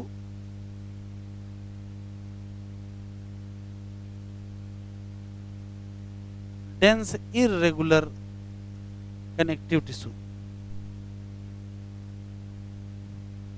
तीसरा है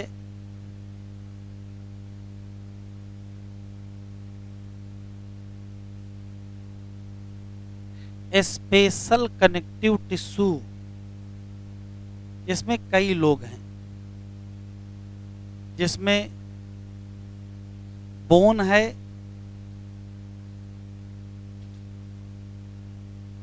कार्टिलेज है, ब्लड है। वैसे तो एरियोलर भी थोड़ा स्पेशल ही है, किस मामले में स्पेशल भी आगे पता चलेगा। इतने टाइप पढ़ने हैं, पहला एरियोलर, दूसरा एडिपोज। हेडिंग डालें एरियोलर कनेक्टिव टिश्यू और डायग्राम बनाएं।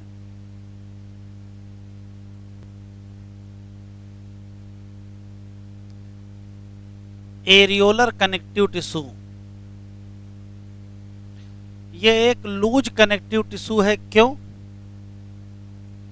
क्योंकि सेल्स एंड फाइबर लूजली पाए जाएंगे। किसमें? एमार्फस ग्राउंड सब्सटेंस में। पीछे पढ़ के भी आए हैं कि ये ग्राउंड सब्सटेंस या मैट्रिक्स सेल ने ही बनाया होगा। तो जब सेल और फाइबर मैट्रिक्स में लूजली अरेंज हो तो नाम रखना पड़ेगा लूज कनेक्टिव टिश्यू। उसी की एक टाइप है ये एरियोलर कनेक्टिव टिश्यू। दूसरा, ये टिश्यू कहाँ पाया जाता है? तो ये टिश्यू हम लोगों में स्किन के नीचे पाया जाता है। स्किन के नीचे क्या है? तो सबसे बाहर स्किन है, स्किन के नीचे मसल है, तो स्किन और मसल के बीच में पाया जाता है। दूसरा सेकंड। तीसरा, कनेक्टिव टिश्यू है तो टिश्यू की बेसिक बातें दिखेंगी, जैसे यहाँ सेल होंगे, यहाँ फाइबर होगा, यहाँ मैट्रिक्स होगा। सेल कौन कौन सी? तो 3 मेन सेल हैं, माइक्रोफेज, फाइब्रोब्लास्ट और मास्ट सेल। माइक्रोफेज का मतलब है फाइगोसाइटोसिस करना। यदि कोई पैथोजन किसी एरियोलर कनेक्टिव टिश्यू तक पहुंच गया तो वहीं पर उसको कौन खा लेंगे? माइक्रोफेज। फाइब्रोब्लास्ट मदर सेल हैं, यही सब कुछ बनाती हैं। फाइब्रोब्लास्ट का मतलब फाइबर बनाए, ऐसी ब्लास्ट जो फाइबर बनाए उनका नाम फाइब्रोब्लास्ट। और यही क्या बनाएंगे? मैट्रिक्स बनाएंगे। मास्ट सेल ये वो सेल हैं जो हिस्टामिन सिक्रीट करेंगे। तो हिस्टामिन, हिपैरिन, हिस्टामिन, सीरोटोनिन, वो जो बेसोफिल वाला था वही है, ये सिक्रीट करेंगे और जैसे उनके वहाँ काम थे वैसे यहाँ काम हो जाएंगे। तो कितने क्वेश्चन स्ट्रक्चर के, कहाँ पाए जाएंगे?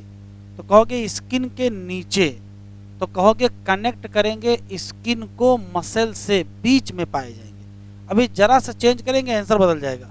Connective tissue present in skin, skin में और स्किन के नीचे अंतर है।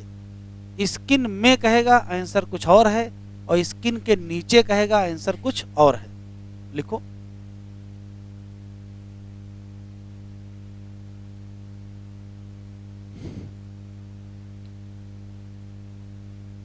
It is type of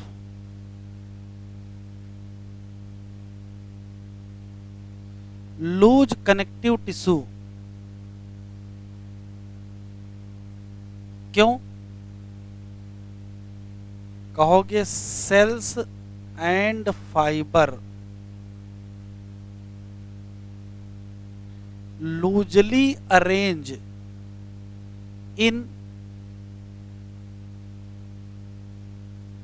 semi solid ground substance, या इसको एमार्फस ग्राउंड सब्सटेंस भी कहते हैं, जो कि मॉडिफाइड पॉलीसेकेराइड है। एरियोलर कनेक्टिव टिश्यू में 3 चीजें मिलेंगी, सेल्स होंगे, फाइबर होंगे और मैट्रिक्स। बस सेल के नाम।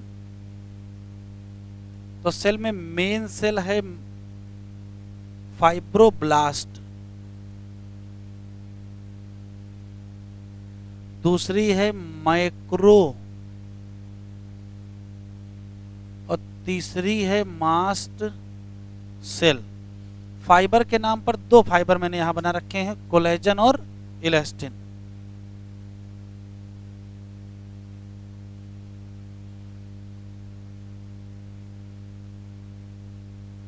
कोलेजन एंड और मैट्रिक्स सेमी सॉलिड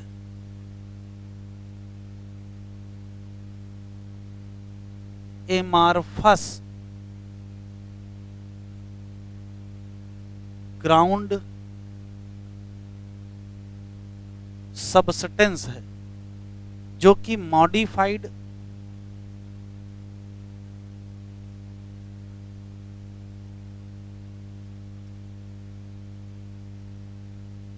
पॉलीसेकेराइड है।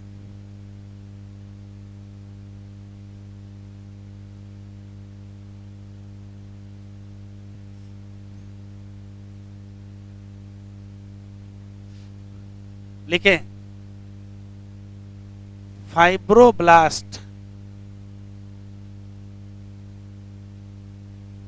Largest cell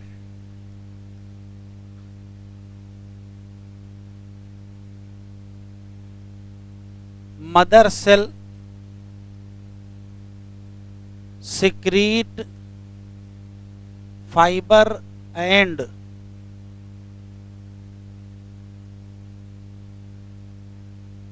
matrix of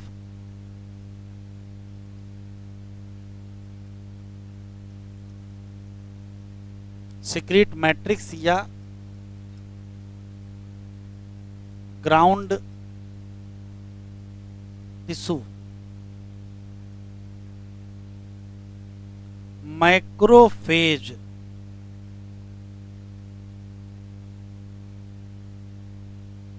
phagocytic cell of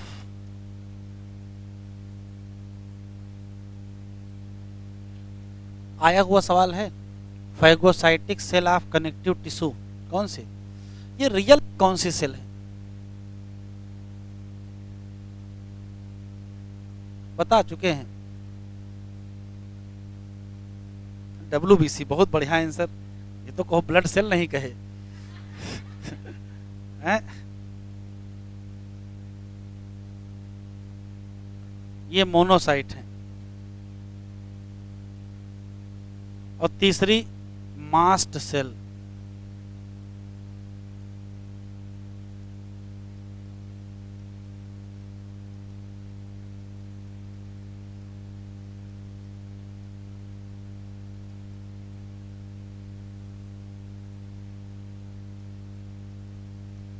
heparin, histamine and serotonin.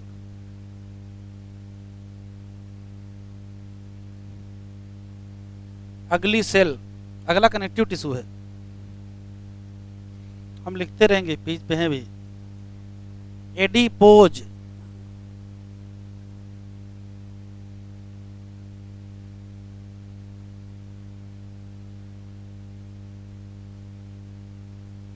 Adipose connective tissue ये स्पेशल मॉडिफाइड कनेक्टिव टिश्यू है और ये फैट के स्टोरेज के लिए मॉडिफाई हो जाता है। हम लोगों की बॉडी में जो एक्सेस न्यूट्रिएंट्स होते हैं, जैसे रिक्वायरमेंट है 3000 किलो कैलोरी की और दिन भर में खा रहे हैं 13 किलो कैलोरी, तो 10 किलो कैलोरी फाजिल हुआ, क्या करोगे? उसको फिर किसी न किसी फॉर्म में फैट में कन्वर्ट करेंगे। और कहाँ कन्वर्ट करेंगे?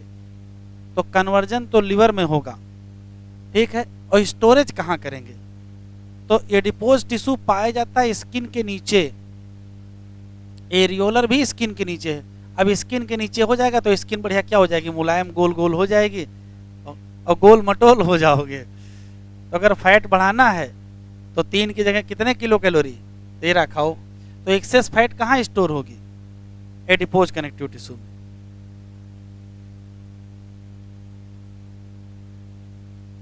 एक पॉइंट यहां लिखना था,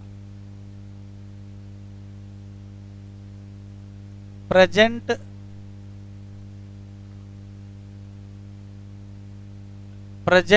अंडर स्किन या below skin,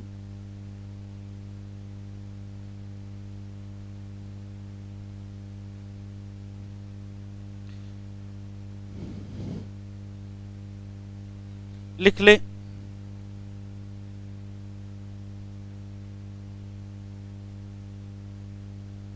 A special tissue modified for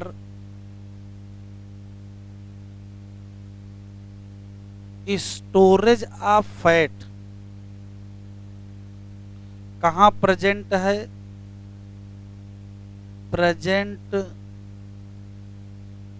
below skin. क्या होता है? एक्सेस न्यूट्रिएंट किसमें कन्वर्ट हो जाएंगे? Convert in fat. और स्टोर कहाँ होंगे? In adipose tissue. कहेंगे खाते कुछ नहीं, मोटा बहुत रहे हैं। ऐसे कैसे संभव है? हैं? सिर्फ बताते हैं, चाहे जो खाओ।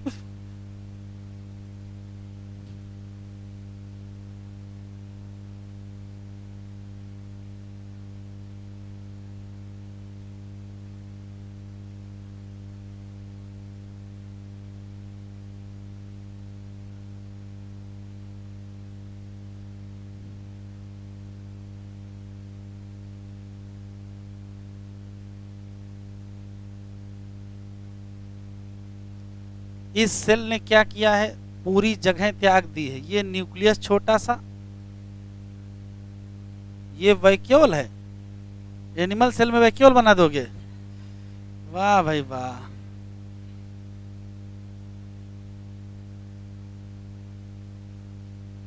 Fat storing area.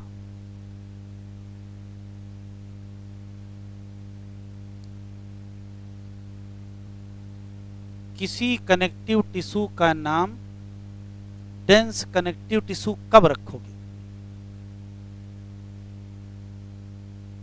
जब फाइबर और फाइब्रोब्लास्ट डेंसली पैक हो जाएं। किसमें? कनेक्टिव टिश्यू के मैट्रिक्स में। तो मैट्रिक्स यहाँ कम हो जाएगा, लिटिल मैट्रिक्स हो जाता है। अब जब डेंसली पैक होंगे तो तरीके दो होते हैं। एक तरीका होता है कि बढ़िया प्रॉपर तरीके से पैरेलल लाइनों में सारे फाइबर और फाइब्रोब्लास्ट रखे जाएं, और दूसरा तरीका है रैंडम कुछ भी रख दीजिए। तो यदि प्रॉपर तरीके से पैरेलल बंडल के फॉर्म में अरेंज करोगे तो उसको डेंस रेगुलर कहेंगे, और अगर रेगुलर तरीके से नहीं रखोगे, इधर उधर इरेगुलर फैला देंगे, तो क्या हो जाएगा? Dense irregular. तो डेंस रेगुलर और डेंस इरेगुलर दोनों में सिर्फ इतने फर्क है कि अगर फाइबर और फाइब्रोब्लास्ट डेंसली पैक है तो डेंस। अब अगर वो पैरेलल बंडल के फॉर्म में फाइब्रोब्लास्ट और पैरेलल फाइबर पाए जा रहे हैं तो उसका नाम डेंस रेगुलर होगा। और अगर फाइबर्स और फाइब्रोब्लास्ट इरेगुलरली अरेंज होंगे तो क्या कहोगे? डेंस इरेगुलर हो जाएगा। सारा खेल एग्जाम्पल का है। डेंस रेगुलर कहाँ है और डेंस इरेगुलर कहाँ है? डेंस रेगुलर के दो एग्जाम्पल याद रखेंगे। एक का नाम है टेंडन और एक का नाम है लिगामेंट। टेंडन बंडल है कोलेजन फाइबर का, और लिगामेंट बंडल है इलास्टिन फाइबर का। फिर से सुनते हैं। टेंडन बंडल है कोलेजन फाइबर का, और लिगामेंट बंडल है इलास्टिन फाइबर का। टेंडन का काम है किसको किससे जोड़ना? तो बोन को मसल से जोड़ना। और लिगामेंट का काम बोन को बोन से। डेंस इरेगुलर कनेक्टिव में केवल एक line, fibres and fibroblast are irregularly distributed. और कहाँ पाया जाता है? तो ये स्किन में पाया जाता है। अब स्किन में कहाँ पाया जाएगा? तो स्किन में तो दो जगह हैं, एक एपिडर्मिस एक डर्मिस। तो ये डर्मिस बनाने में इन्वॉल्व है। इतने 5-6 लाइनें हैं, देखिए।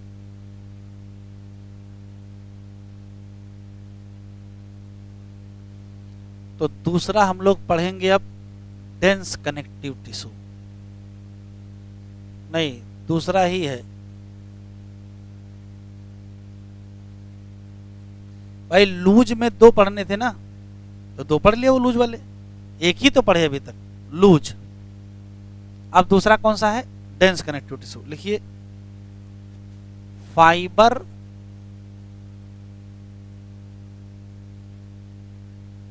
And fibroblast are densely packed in little matrix matrix कम हो जाएगा। ये दो टाइप का होगा। इसमें पहला डेंस रेगुलर कनेक्टिव टिश्यू, जब exact line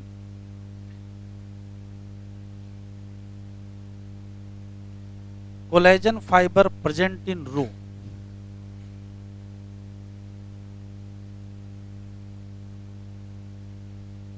collagen fibre present in row, लाइनों में, इन पैरेलल बंडल,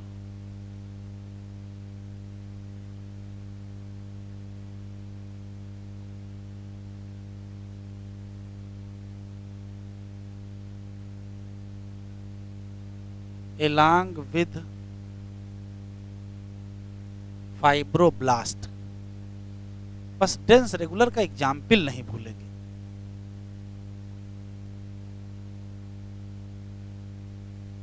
पहला एग्जाम्पल है टंडन टेंडन, जो कि बंडल है।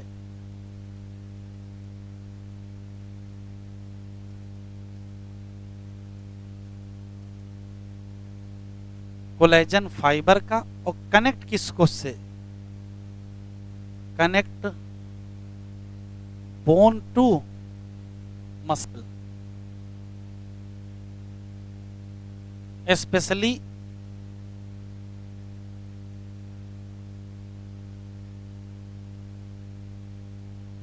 Skeletal muscle. दूसरा एग्जाम्पल लिगामेंट,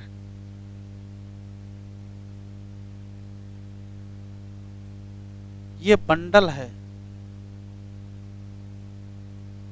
किसका, इलास्टिन फाइबर का, और कनेक्ट किसको किससे करेगा, कनेक्ट बोन टू बोन। आराम से बताना, जब मोच आती है, मोच, तो क्या खिंच जाता है,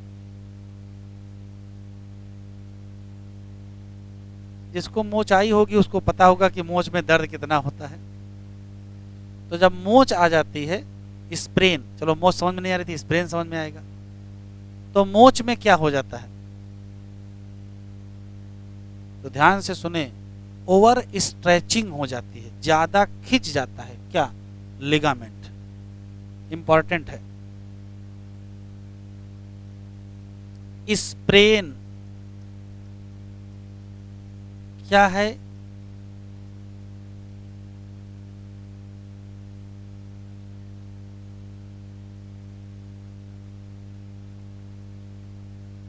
कुछ लोग को ना मोच समझ में आ रही है ना स्प्रेन समझ में आ रहा है, वो स्ट्रेन में है।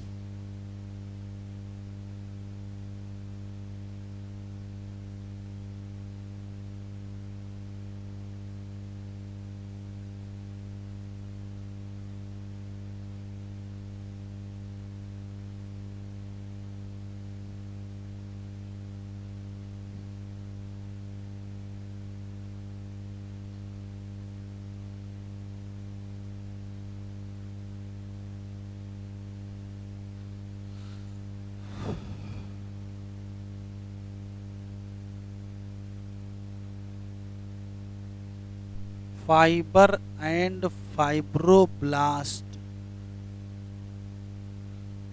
ओरिएंटेशन, एनसीईआरटी में लिखा है डिफरेंटली, सही तरीके से नहीं होंगे। और सबसे इंपॉर्टेंट है, फाउंड कहाँ है, फाउंड इन स्किन। तो स्किन में कौन है, डेंस इररेगुलर, और स्किन के नीचे कौन है, एरियोलर और एडिपोज। स्किन में कहाँ है, एट डर्मिस। स्किन में 2 लेयर होती हैं, एपिडर्मिस और डर्मिस। एपिडर्मिस में 5 लेयर होती हैं, स्ट्रेटम कार्नियम, लूसिडम, ग्रेनुलोसम, स्पाइनोसम, माइलपीजियाई। और नहीं आएगा, हाँ पक्का नहीं आएगा। अभी सुनो अभी बोलो। स्किन में जो चमक है हम लोगों के वो स्ट्रेटम लूसिडम से है, और स्किन जो भद्दी है वो स्ट्रेटम कार्नियम से है। ब्यूटी पार्लर जाएंगे, कार्नियम हटवा देंगे तो चेहरे पे क्या आ जाएगी? चमक आ जाएगी। लेकिन नेचर को जैसे पता चलेगा कि स्ट्रेटम कार्नियम हट गई है, तो फिर से नीचे से आदेश आएगा जल्दी कार्नियम फिर बनाओ। ठीक है, 3 दिन के अंदर फिर से ओरिजिनल कलर आ जाएगा। ठीक, परमानेंट हो ही नहीं सकता है।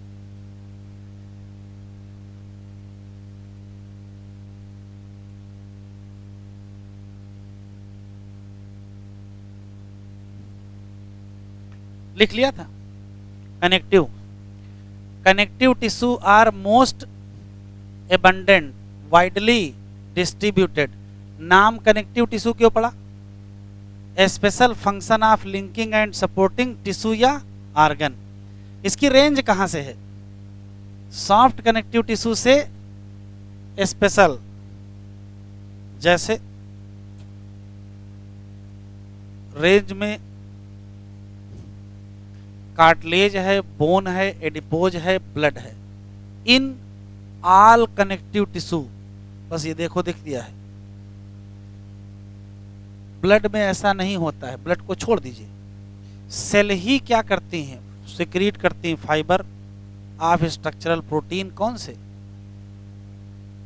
और फाइबर क्या देंगे? स्ट्रेंथ, इलास्टिसिटी और फ्लेक्सिबिलिटी। और सेल ही क्या सिक्रीट करेंगे? जो भर जाएगा सेल के बीच में, फाइबर के बीच में। और काम,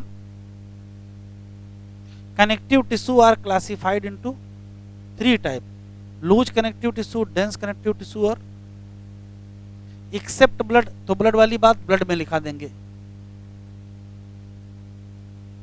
लूज कनेक्टिव टिश्यू में सेल और फाइबर लूजली हैं। कहां? Semi fluid. Areolar connective tissue कहां पाया जाएगा? Beneath the skin. It serve as support framework of epithelium. ये पॉइंट छूट गया था, टिक कर लीजिए। एपिथेलियम के नीचे है। It contain fibroblast.